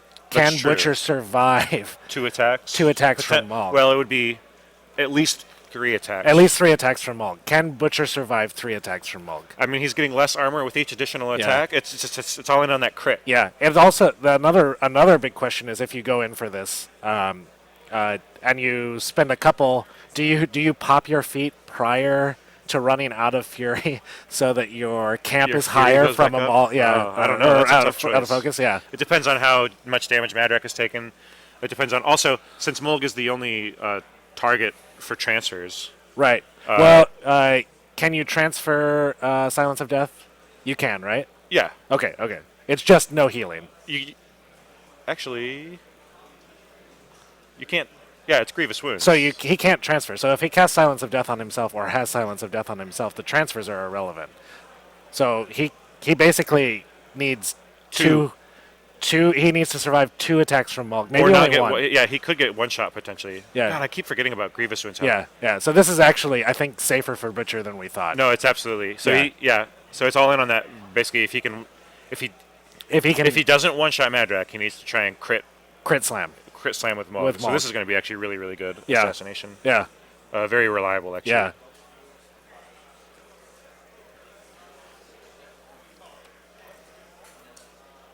Yeah, and there's only 3 results, so there's like a 1 in 10 chance. There's like a 10% chance. Yeah. Right? 3 results, 4s, 5s, and 6s. Right. Yeah. Are the only results that will crit slam. Yeah. Like a 16%. Yeah. So this is like a very, very reliable assassination. Yeah. So let's see if it happens. Yeah. This crit is going to be amazing. Yeah. I can feel it. I can feel it in my bones.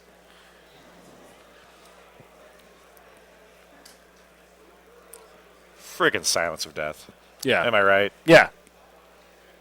I'm surprised you gave me that one. I mean, yeah.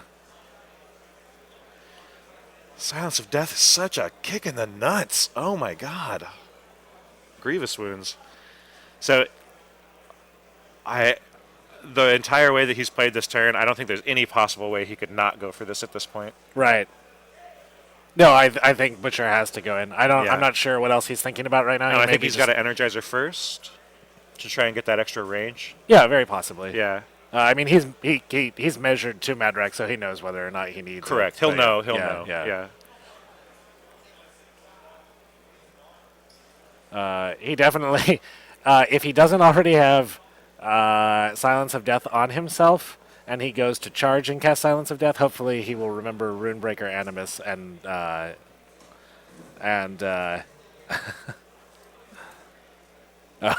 Keith in the chat.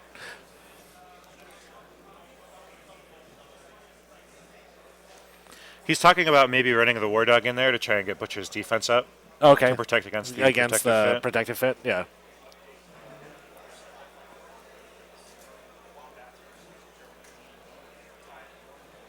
An update from the other semifinal round. The Wombats and Germany D&D are tied 1-1 right now.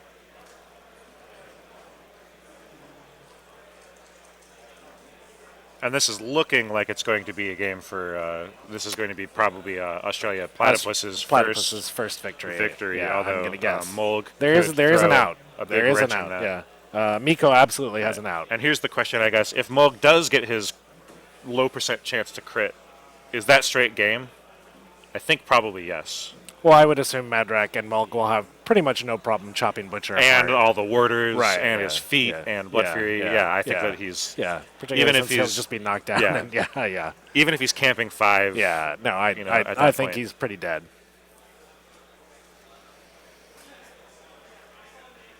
And I think he's just trying to figure out if there's any possible way he can stop Mulg from even getting that small % chance. Right. No, I think that's exactly what he's thinking about. Right. And I don't think the only ways that he could maybe do that is if he could perhaps, if the Grailers were closer, they could maybe stationary him, preventing him from making attacks. If there was some way he had of knocking him down from range, but I don't think he does. Yeah.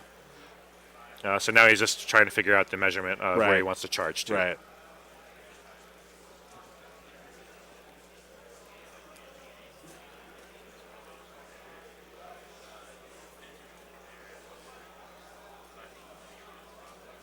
And then what's he need to roll to one-shot him, I'm trying to figure out, too. So if Madrak's going to be armor 19 and Butcher's armor POW 16, so dice off 3, Madrak has 18 hit points. So it is possible. He'll have to roll a 21 on 4 dice. Yeah. Although that's unlikely. Right.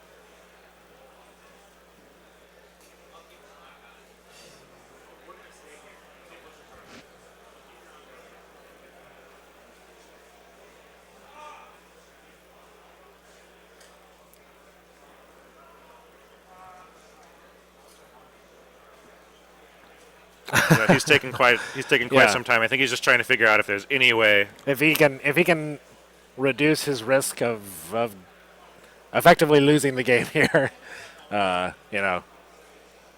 he's gonna do it. He's gonna take his time to figure that out.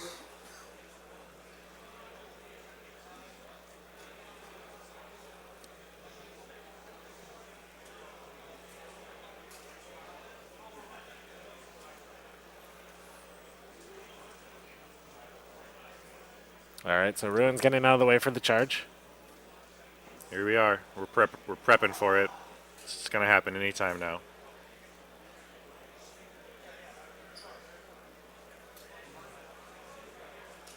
So he needs to energizer first, it looks like. Looks like some folks in the chat have done the math. It is an 8.3% chance that he's going to get crit slammed here. Not very good. Not strong. I'll take for it, Miko. though. I'll take it's it. Better than zero. It's better than zero. It's better than zero. A lot of casters would not have any chance right now. Yeah. But Madrak is Madrak. Yeah. And Mulg is Mulg, I guess. Madrak really has nothing to do with it, right? It's just Mulg. Yeah. Yeah. So, It's just Mulg. yeah. Just Mulg things. Just Mulg things. Hashtag.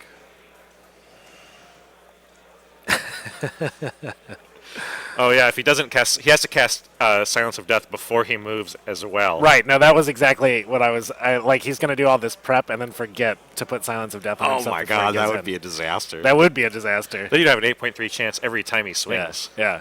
I have no idea. He might already have Silence of Death on himself, as we discussed earlier. I don't see a token. I don't either, but... And it looks like his stack is big, I guess. I don't know. It's the hard full to... 6, yeah.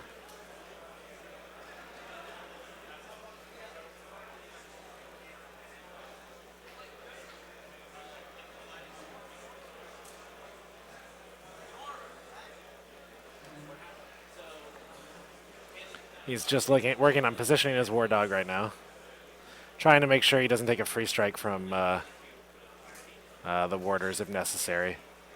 I don't think Butcher has a lot to fear from that, but... Oh, we're cutting away probably right while he... Right while the when charge is he about to charged. happen. But Yeah.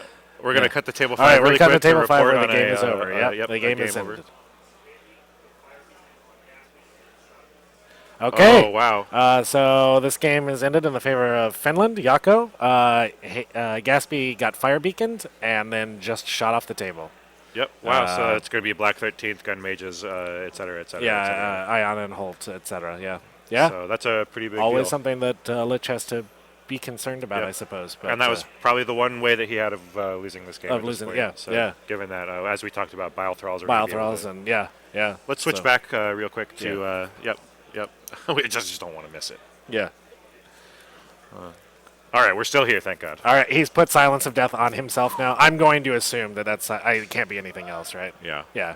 It's So he gotta be. did dodge the Runebreaker Animus. That was basically the big question mark there.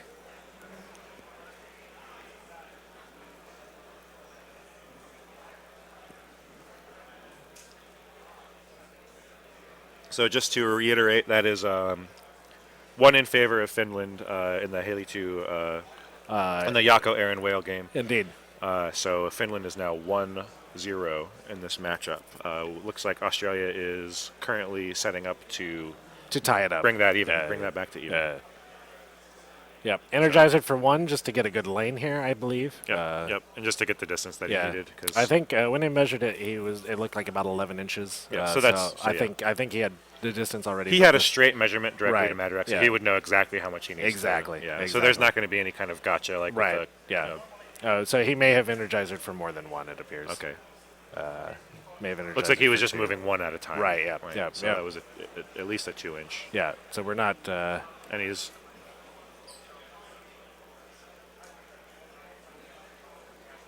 Yeah. all right. And yeah, he's just the laser there was just for checking line of sight Yeah. to ensure. So that, he did 1, and then he did like a ½ inch, and now another ½ inch. So he's done it for at least. This is at least a 2-inch Energizer right now. And this is the kind of thing that it prepares to be. You don't want to get caught on your line of sight, your charge angle at the very Right. last minute when it's something that you should know about the entire time. You should have full. I mean, this is an open information game, right? So Very full true. information about Very true. charge, line of sight, and angle, and all Absolutely. that stuff. So Absolutely. that's just something he's being very meticulous about Yeah. this, and that's the kind of thing that you want to be meticulous about. So Silence of Death and a 2-focus Energizer leaves him on 2, I believe. Right, which is still enough to one shot. Absolutely. Absolutely. So it's all on Mulg right now. It's all on this first hit. So it's not rolling a 21, and then on the 8.3% chance to crit. And here we go with the final positioning for the charge. He's just checking line of sight to make sure that the charge is going to be successful through this tight corridor here. And it looks like there's not going to be any problems there. I don't foresee any contention with this. We saw the lane to begin with, and once he did the work to clear out a few models, it was pretty much a given he was going to be able to make it in here. Yeah, and there's no way he's going to be able to avoid the Mulk. No, I think the Mulk. It's questionable whether or not Mulk can fit through that little gap there. But even with the small amount of space, the movement that he would be able to afford, he would still be able to. I'm pretty confident he'd still be able to get there. Absolutely, absolutely. Here So we here's go. the charge. Here's the charge. So we're looking for this roll. This is going to be a big roll. All right, so he needs 5s to hit. Is that correct? Yep. I'm sorry. Dog's yep. piling in. Of 5 course, to hits. Yeah. Yep. Yep. Or Mat 9 versus Def 14. Yeah. I think you maybe boost this one. I think you just go ahead and boost it and just try for that one shot. Yeah. Yeah. Because I don't think Butcher's not going to Yeah. die. Here he is. It does appear he's going to boost. Butcher's not going to die to the damage roll on Moog. He's only going to die to the crit slam. Right. So it's incapable for Moog to be able to one shot him, Right. which a lot of casters can't say. So Butcher's got that going for him. Yeah. Here we go. He's got a 2 on one of the. Oh, did he not boost? It looks like he didn't. He didn't. He hit the 5. He hit exactly. Yeah. So we're looking for anything less than a 21 here. Otherwise, the game is over.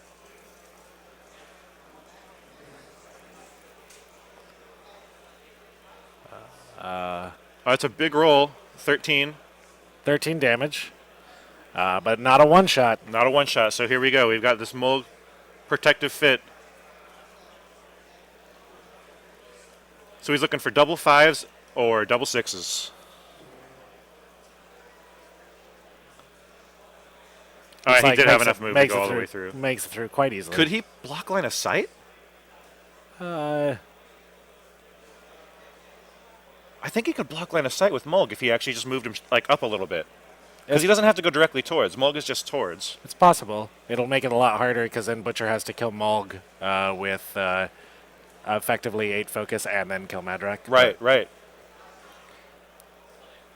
I didn't even consider this, but this is genius. This is incredible. He this should is something that didn't occur to me This is actually until- potentially an error on the... going to max reach range. Yeah.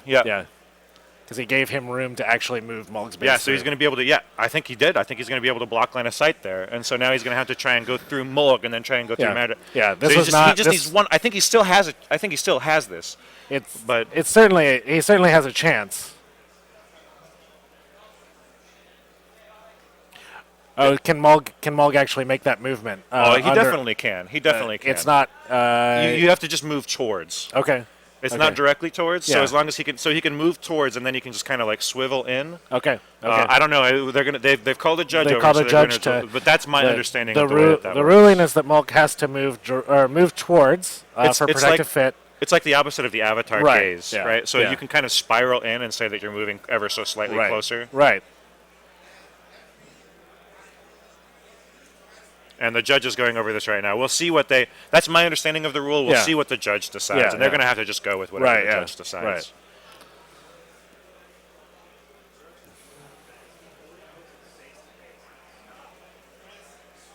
Right. Okay, it looks like the judge has ruled that if he's already gone into base to base, he can't swivel around. So he made a slight mistake by moving him into base to base first. So he will not block line of sight. Okay, that's a shame. Yeah. So we'll see if this crit happens. Yeah. So here we go. Oh, we got a 10. Did not crit. But he did not crit. Did not crit. So he will hit. So that's going to be irrelevant unless the next damage roll comes up very low. Right. So it takes 8 points. The Butcher takes 8 points.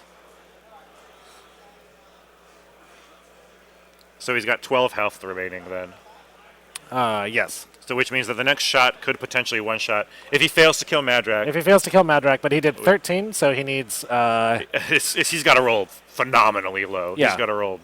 He went ahead and feeded. Basically all once. Yeah. And that's hits.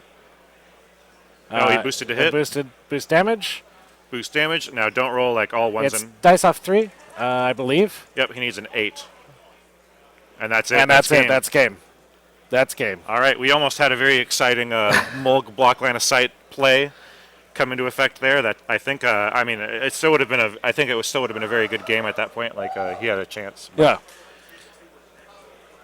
All right, we're going to check in at table 2. The Australians and Finns are tied now, 1-1. Denegra still on fire, rolling fire. Looks like she's taken most of her health and damage, if that's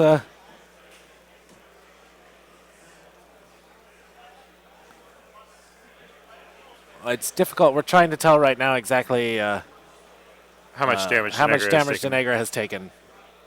Because always going to be a big deal. I keep looking at various cards and being like, wait, that's like all the damage.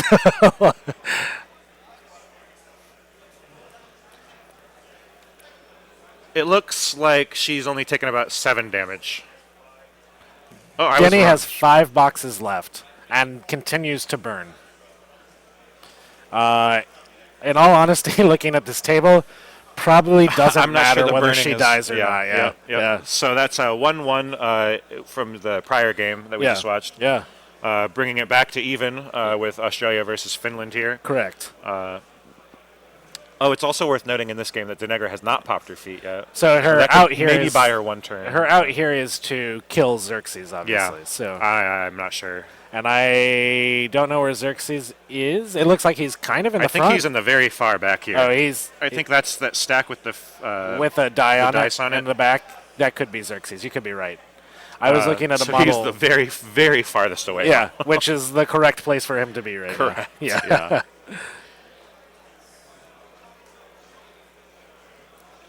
That is a massive load. Medium base. Yep, that just happened. Yep.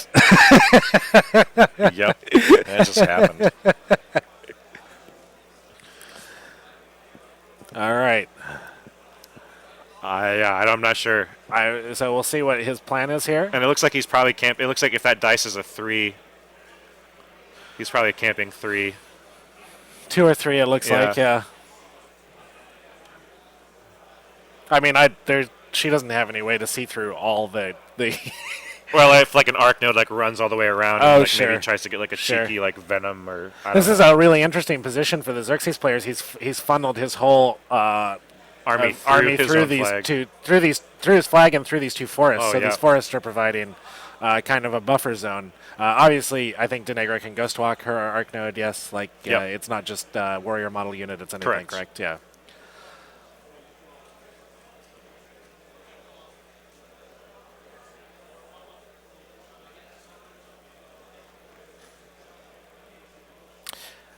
Yeah, and the chat is still talking a little bit about the mistake with moving Butcher base or moving Mulg base to base with Butcher. I would also point out the situation could have been avoided if the Australian player had charged Butcher like slightly farther forward. Correct. So that there was no chance of blocking. So it was a little bit of a positioning mistake on both players' parts. The only way that could possibly happen actually is if he charged to max exact reach range. Because large base is slightly smaller than 2 inches. Is that correct? It's slightly. So otherwise there would be no way for Mulg to completely get in through between. to block line of sight. But since he charged to max reach range, exactly, you saw him put his reach gauge down, and they just touched it. Yeah, that was a mistake actually. It was a mistake. And then the Mulg play was pretty genius, I felt like, but he got a little overzealous with moving closer to. Yeah. And then due to the way that movement works, you can't really take back like a movement like that. Like once you've made a movement, especially moving the model into base to base, you can't take back that. So that's just unfortunate that he kind of got a little overzealous moving towards Butcher there. Very true. Otherwise, that would have been an incredible counterplay to that. Absolutely. All right, we're going to check in on table 3. That's Jeff with Assyria versus Tatu with Butcher 3. We're going to take a quick second here to kind of get a sense of the state of the game.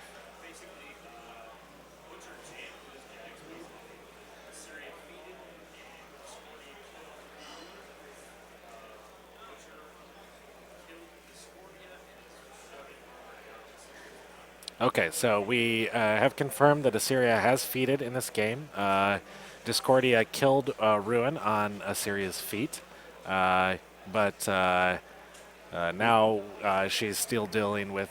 Beast 09 killed Discordia then. Butcher killed... Butcher killed Discordia, killed apparently, Discordia. And now it looks like Butcher is just shoving his Devastators as far into the army as possible, yeah. Do we have control points? Okay. My guess is 0-0 given Butcher's position. That would be my guess as well. This is 0-0, but... I mean, it's due to Impending Doom. I could see Butcher just clearing out that enemy flag and just start... You're camping on the enemy flag at that point. Yeah, which is... Only Butcher. Doesn't really get much... Butcher things. Yeah, just Butcher things. Hashtag. Just Butcher things. Camping out on the enemy flag. I can't think of a more perfect camping spot. Exactly. This is vacation town. Yeah. He hears the sound of the pitter-patter of elven feet around him in the enemy woods, and that just lulls him right to sleep. That's just how he gets to... Exactly. So... yeah, I mean, I don't...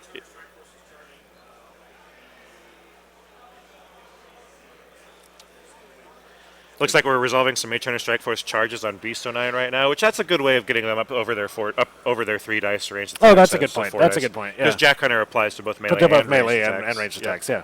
So that could be some way of putting a little bit extra hurt onto Beast 09. Hyper aggressive also not going to be as much of a problem in melee. So there you go. Very true. Very true. But yeah, just due to the way Impending Doom works, it's so hard to cloud around a flag such that Butcher can't just like eat your entire army. Come on in, yeah. It's like, bring them all in, like cloud the entire flag around. Yep. Like, I'll get you all. Yep. Like, so that's why Butcher's awesome. He is, for many reasons. Oh wow, we completely 12 damage to Butcher, confirmed. Okay, so Butcher just took 12 damage from a Mage Hunter Assassin charge. Butcher is also under Blinding Light, so no Blunderbuss. And -2 defense. And -2 defense, of course. Yeah, sorry, we thought that the Mage Hunter... We thought that the Strike Force were charging the... No, that was a Mage Hunter charging Butcher. Yeah. At 4-inch reach can 12 damage. 12 damage is a lot. Yes. So he's sitting on 8 now. That's actually the camp on the enemy flag plan is maybe no longer the safest thing. Yeah. Yeah. It depends on how many models he can clear out now, I guess. If you can get it down to just 1 or 2 models, especially if there's no other mage hunters. But is there a Narn on the table anywhere, or was that in the other list? I will double check. I'm trying to locate Assyria right now as well. She's behind this wreck marker, I believe. Or no, I'm sorry, she's right here. She's really close to Butcher. Yeah, she's on that hill, on the top of that hill. Yeah, on the hill, quite close to Butcher. So he may be going just for an assassination in general here, I'm not sure. Yep, so he's definitely going to try and finish Butcher off here with a 9-man CRA onto Butcher. Is this with Invictors? Rifleman. Rifleman, okay. So power 19 versus armor 23. So off 4. So he needs 12 to kill. Or 11, right? He should be on 8 boxes if he took 12 damage, right? Right. And he's off 4. Rolled a 9. He was off 4, so it took 5 points. So he should have 3 points left. Yep, yeah. that's correct. That's correct. Yep, Yeah. you're right. Sorry. 3 points left. Where's the ghost sniper? There is no Narn in this list. Is there a ghost sniper? There's no ghost sniper. There is no ghost sniper. I'm sorry. I'm looking at the wrong list. I'm looking at Wombat, not Platypi. Bear with us. This list. I don't see a Narn. There on is the no. table. There Just is no scanning Narn. it. There is no Narn in the list. Yeah. Okay. Yeah. So he might be out of ways of trying to kill Butcher. Which means I think we have a very good chance we're going to see Butcher kill another caster. Hashtag. Butcher things. Just Butcher things. Control points were 0-0. We got that confirmation. No control points scored in this game as yet.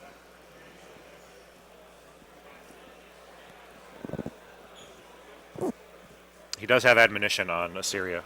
Oh, so we discussed that earlier. The loss of Iris earlier. The chat reminded us that admonition is a potential. But if he can get within 4 inches, or I'm sorry, within 2 inches of her, then she can't get away. Because he can just suck her back. Yeah, in. exactly. Yeah.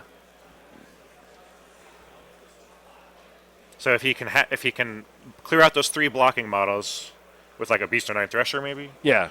then he could energize her up, charge, probably get within 2, and then impending doom her back in. Right.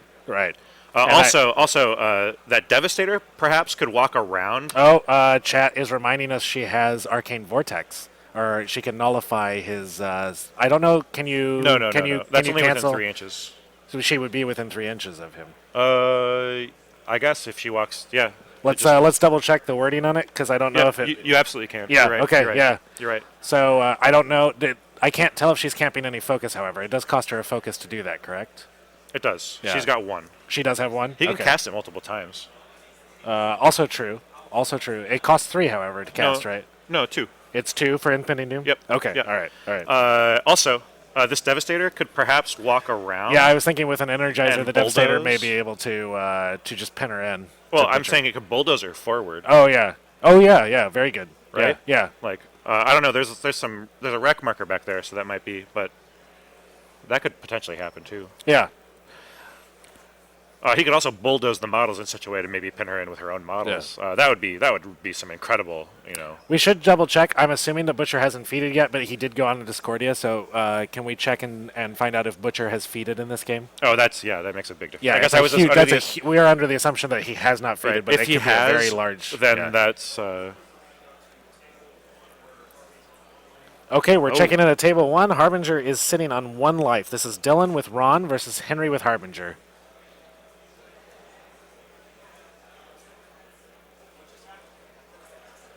And we got confirmation that Harbinger is sitting on 1 life right now.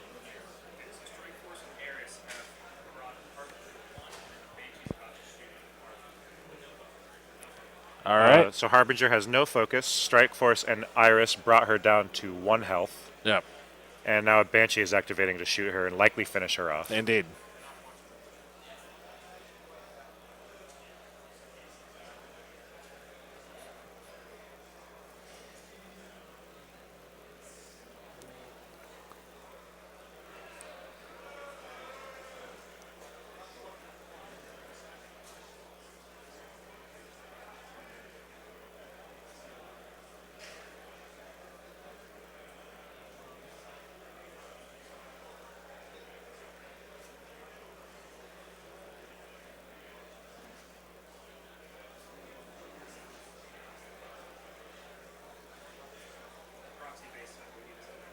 Yeah, he's measuring right now to get out of the forest that he's in, I believe. with the banshee, Yeah. or So with, he's going to be able to only get to there.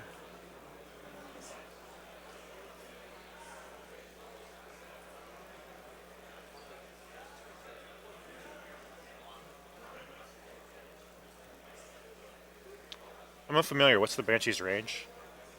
I want to say 10, but I might be wrong. I will double check. I don't think that's a long 10. I don't think that's going to be within 10. It might be within 12, but It is 12. It is 12. Range 12. that's close. I think he might be deciding to shoot something else after checking a measurement from Yeah, his that caster's is control radius. that's definitely not 10. That looks more like 13 to 14 to me. Right. It's hard to tell on the stream, Right. but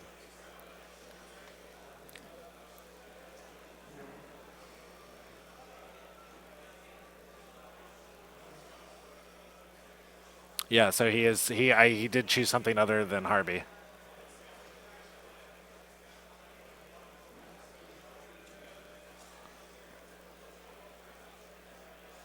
So it looks like the forest prevented the. Prevented the kill shot here. Yep. So we don't know what else he has to activate. Obviously, he's cutting in.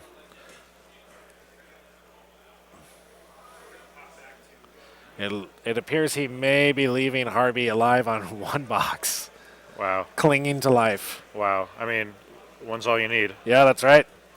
The only life that matters is your last one. It's a shame he missed that last shot. He could have been like, "You want a martyr?" Right. Right. Martyr that? Yeah. All right, we're popping back over to the butcher match here. Jeff versus Tattoo on table 3. So Butcher is that orange proxy base. That would be my guess. Yep.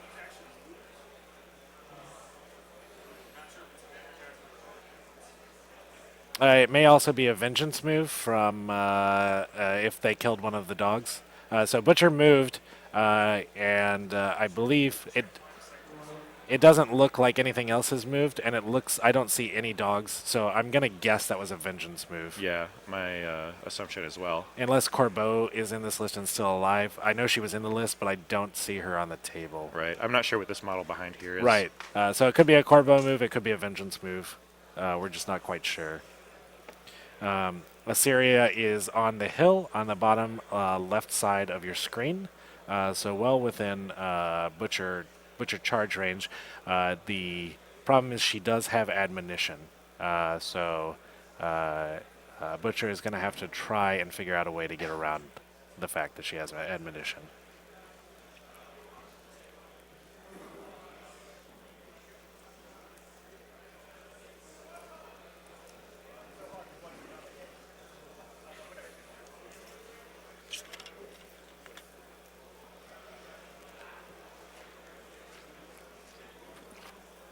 Okay, so he's activating Beast 09 here, and he's going to Thresh to kind of clear that lane. Yep. To try and get those 3 models. Yep.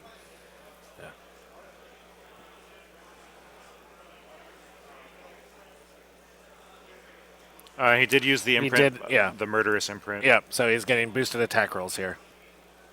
Additional attack dice. Oh, I'm sorry, additional attack dice.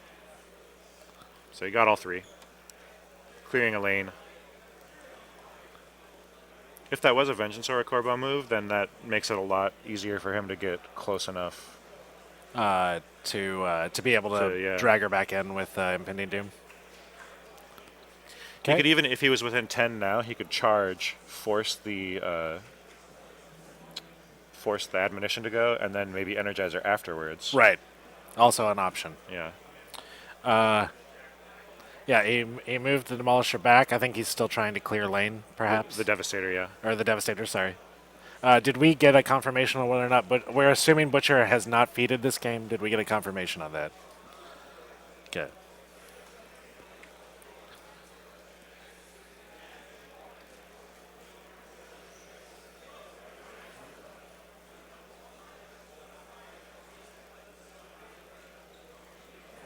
He's triggering ammunition now after the Devastator moved.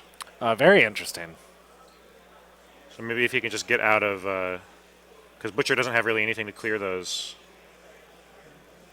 I guess he could I don't know. This seems like a mistake to me. It does seem like a mistake to me as well, because it seems like He should just this, still be able to butcher. this He should, opens. yeah, he should still be able to Impending Doom. Right, this opens up both Energizer and Impending Doom for means to. Yeah. So All we're right, not we're unsure if he is feated or not yet. But the relative impression is that he is not yet feated. Yeah. Yeah. Presumably, Butcher can kill Discordia without feeding, so.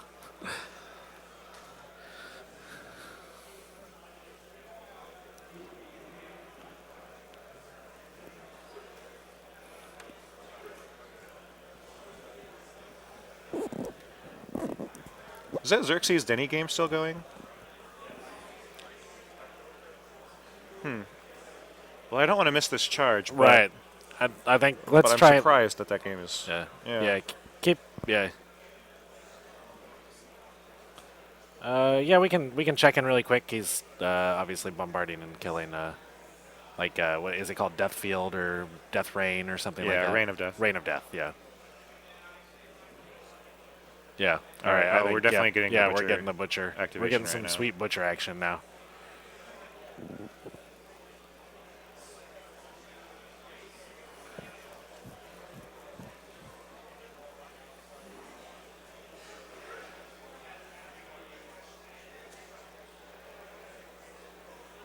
It looks like she's probably just out of 12. Right, but he's got a 13-inch Right. range just with the charge before you even accommodate for Impending Doom or Energizer. Energizer. right. Well, 13 with just charge and Impending Doom. Okay. So he'll move 8 and then everything within 5 at the end. So it's Yeah. a 13. Right, yeah.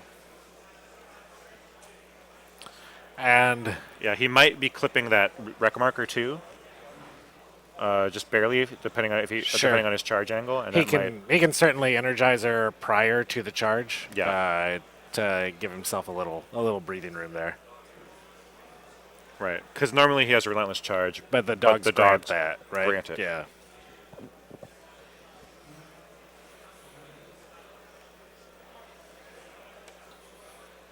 and he's coming to the same conclusion as well. He's like, I can just energize her to To get get out of there. to give him a little bit of wiggle room. Yeah, exactly.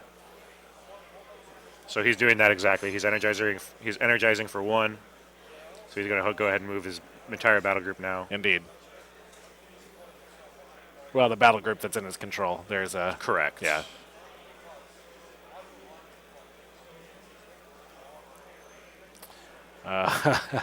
So We have a lot of going goes on right now. a lot of okay. So over just We're not going to switch to it. We're but not going over- to switch, but a quick update over on table 2. David with Xerxes versus Polly with Denny 1.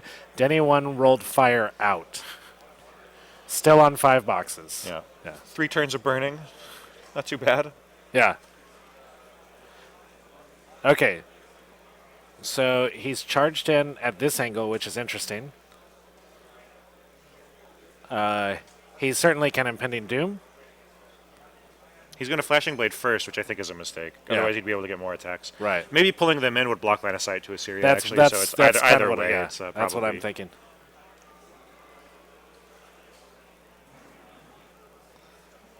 Yeah. Okay, so he's killed the rifleman fairly easily. I believe he's energized for 1, flashing bladed for 1. Now, so he killed his charge target with the Flashing Blade, which means he can redirect his charge onto Assyria after Yeah. Impending Doom resolves. Yeah. So she did not attempt to null his Impending Doom, but she may have been more than 3 inches away from him. Yeah, I think she was more than 3 Yeah, inches I away. think that may have been his plan there.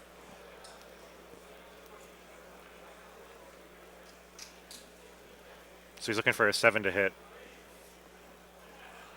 He hits. It's possible to. Armor 14 with a focus camp. Yep. So dice plus 2. Dice plus 2. It's real bad. And a good roll. Yeah, and He that's one-shots game. her. One Yep. shot Assyria. Butcher 3 kills another caster. All right. So that is a victory for Tatu, victory for Team Finland. Yep. So 2-1 Finland currently. So for the Aussies, it's all on David and Dylan, who both appear to be in the driver's seat with their opponents at 5 and 1 life, respectively. Correct. Yes. Yeah. All right, we're going to check in at table 2, where Denny has rolled out the fire, sitting at 5 life. This is David with Xerxes versus Paulie with Denny 1. Again, we believe the main way, or the only real way for Paulie to win this game, is to assassinate Xerxes.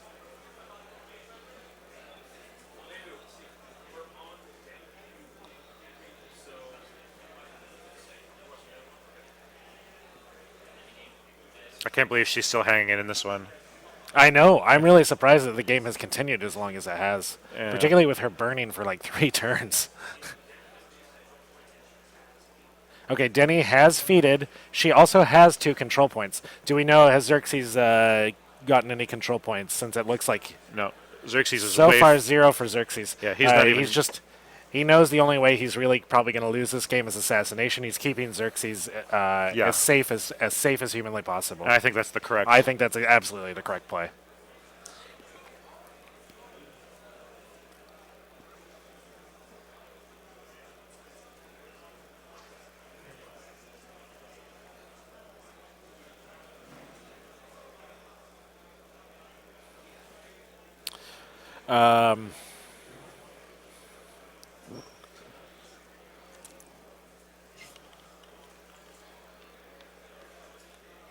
I'm unsure what these models at the top that are resolving attacks are.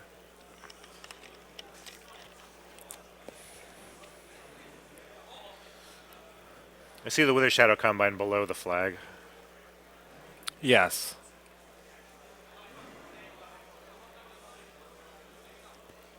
That looks like that's a Necrosurgeon there that he just picked up. Okay.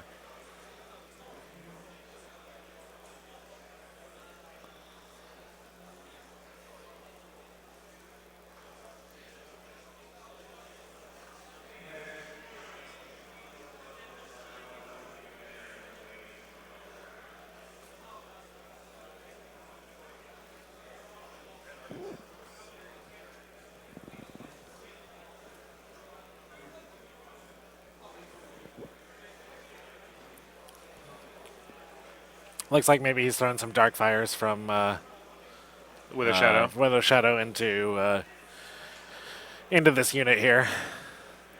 Yeah, it seems like Denny's in imminent danger of getting lit on fire again, but with her feet affecting the majority of the army, I don't see them significantly flooding the zone in with -2 speed and being unable to run. Very true. This is not her feat turn? Oh, okay. So nothing's... I was under the impression that this was her feat turn. Yeah. In that case, yeah, she is... She's in imminent danger of fire. She's in imminent danger of Archidons. yeah. Yeah. Also just flooding the model with as many of those, or flooding the zone with as many of those models as possible. Yeah. It's just so she stops scoring. We might want to just That Archidon is keep also an within eye on walk. it, but go to the other game. There might be a little more play to the other game. Oh, sure. The Archidon is also within walk range of Denegri, Yeah, too. yeah, and it could yeah. just pitch her at something, too. It could probably, if she only has 5 boxes left, it can probably just kill attack her and Yeah, kill her. yeah. Yeah. Definitely. Okay, so we're going to go over to table 1, where I think there's a little more depth to the game play left going on here. So we're going to go to Dylan, table 1, Dylan and Henry, Ron versus Harbinger.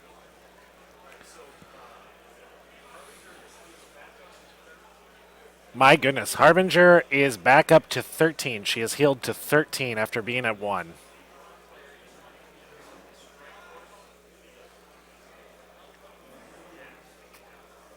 Yeah. Okay, so the Ron player is trying to clear up his strike force and go after Harbinger again. Also with his Jack, the Banshee. The Banshee as well. Do we know? I assume Ron has feeded already in this game, and that was how Harby got down to 1. Harvey just towing the absolute back of that kill box there. Yeah, she's as far back as she can humanly be.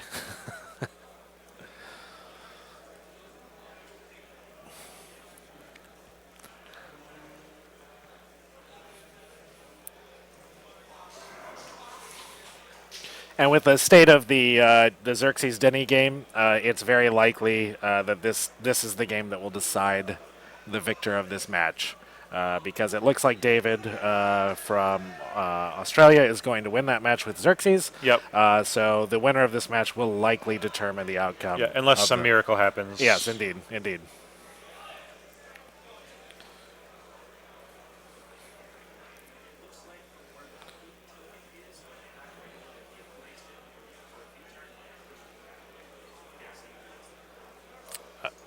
Okay, it sounds like there is. We're not 100% certain, but there is a possibility Ron has not feeded in this game yet.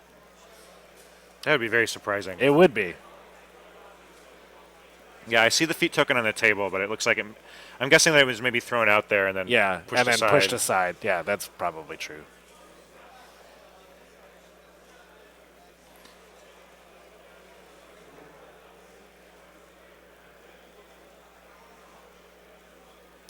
He's damaging the book right now.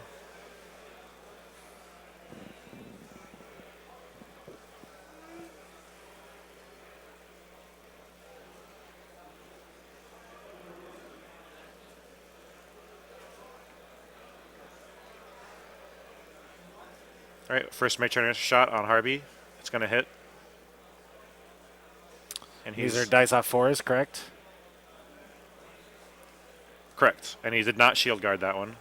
I think he's probably saving the shield guard for the Banshee. That would be my guess. Yeah.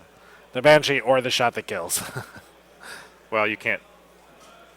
Oh, right. No, you're right. You're right. That was one low damage roll. Yep. All right, so it looks like he's done with the strike force. So here comes the Banshee shot.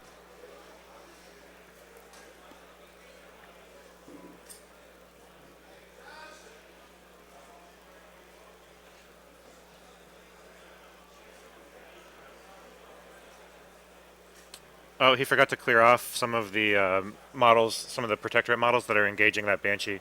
So the Banshee is engaging them, correct? Yeah, correct. But that still means it still means he can't shoot.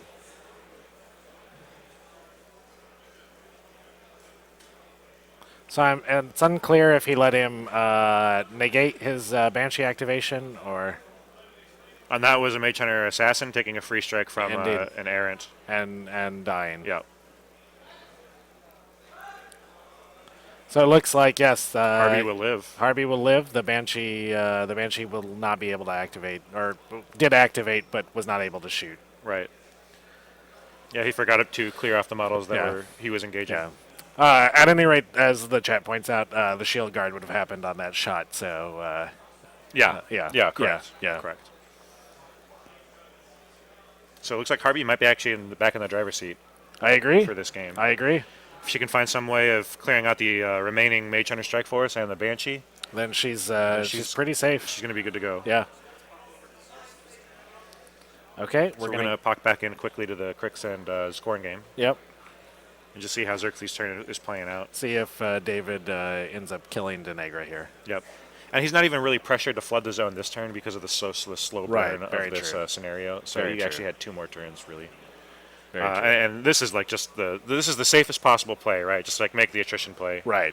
Yeah. You know, light her on fire, kill the things that are in front of you. Like, what's Denegra going to do against 15? Yeah. You know, or whatever. Incendiary and Arcuari. Absolutely.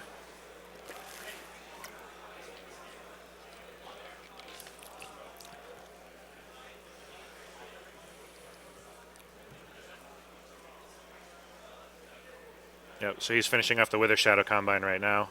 Or rather, maybe not finishing off them, but starting the murder of. Yep. It looks like I don't know if that's. Oh, it's got to be a proxy base because it's a beast. I was going to say the Archidon may have died, but I think that proxy base is just the Archidon. Right. Yeah.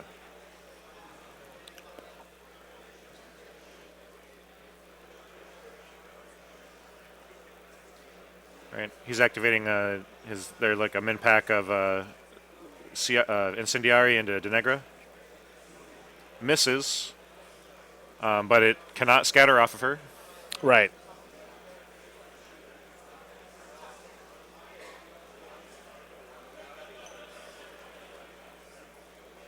Oh, this one, I think he's taking a shot from the one that's farther away. This one might be able to scatter off of her.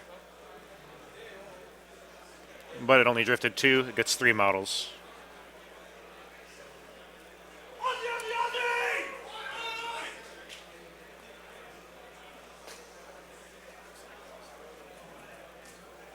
Apparently, Australia Wombat beat Germany D&D, and Australia Wombat will be moving to the finals. That's correct. Yep. We do. We are looking, depending on the outcome of the Ron versus Harbinger game, as well as this one. But most likely, the outcome of Dylan and Henry's game, we could have a double Australian final.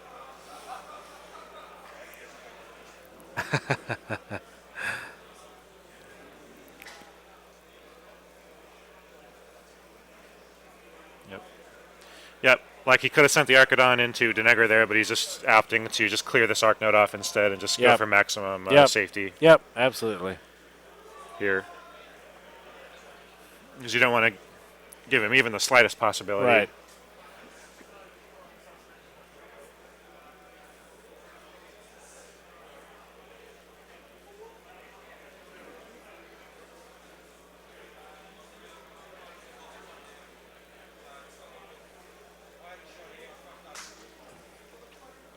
And here he is flooding the zone using taking advantage of martial discipline.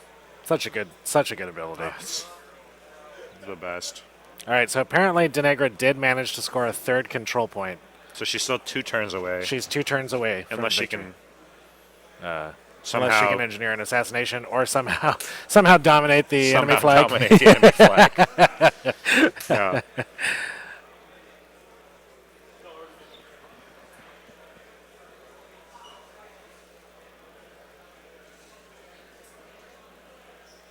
Xerxes just feeded. Presumably for the armor. Yeah. Apart from the armor, there's probably no reason in this matchup for Xerxes' feat. Like, he certainly doesn't need the the additional damage. This seems like a lock as far as it possibly can go. Yeah, I would agree. That's the end of his turn, so he will not be killing Denegra. So. And he's just purposefully avoiding his own flag. He is. There's no reason to... Yeah. Oh, let's see that fire roll, actually. Did Denegra roll? Did not roll out. That's it. And that's she it. burns She burned to death. There you go. All right, so that's game for David as Denegra burns to death.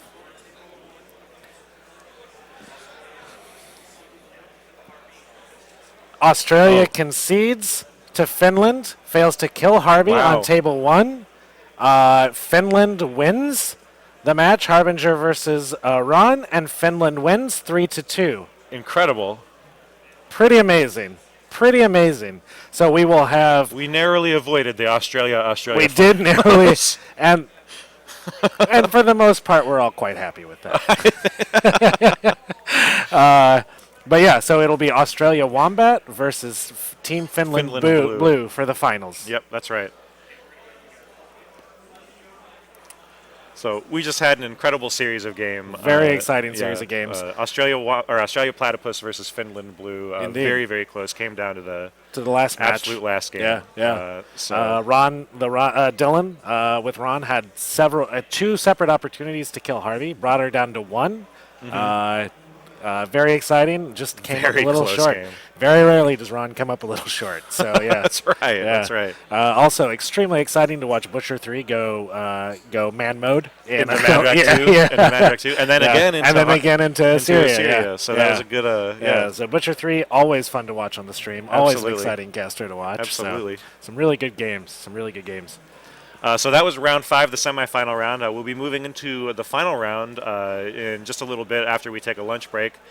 We reported that we were going to take a lunch break last round, but we got the timing a little bit wrong, so we're doing that now. After we come back, we will see Australia Wombat versus Finland Blue for the finals of WTC. So tell your friends, tell your wives, bring them all back to the stream. Yep. Get everyone watching. We want as many people watching as possible. Absolutely. Pimp this out on social media. Do whatever you can. Get people to tune in. Yeah. These games have been incredible so far. They have been. Really, really good series. Yeah. So I can't imagine that this last one is going to be any worse. I sincerely doubt it. Yeah. So can the Finlands beat both Australian teams? That would be for the win. That'd be amazing. To get that that Amazing. WTC championship. Indeed. Tune in and find out. Yeah.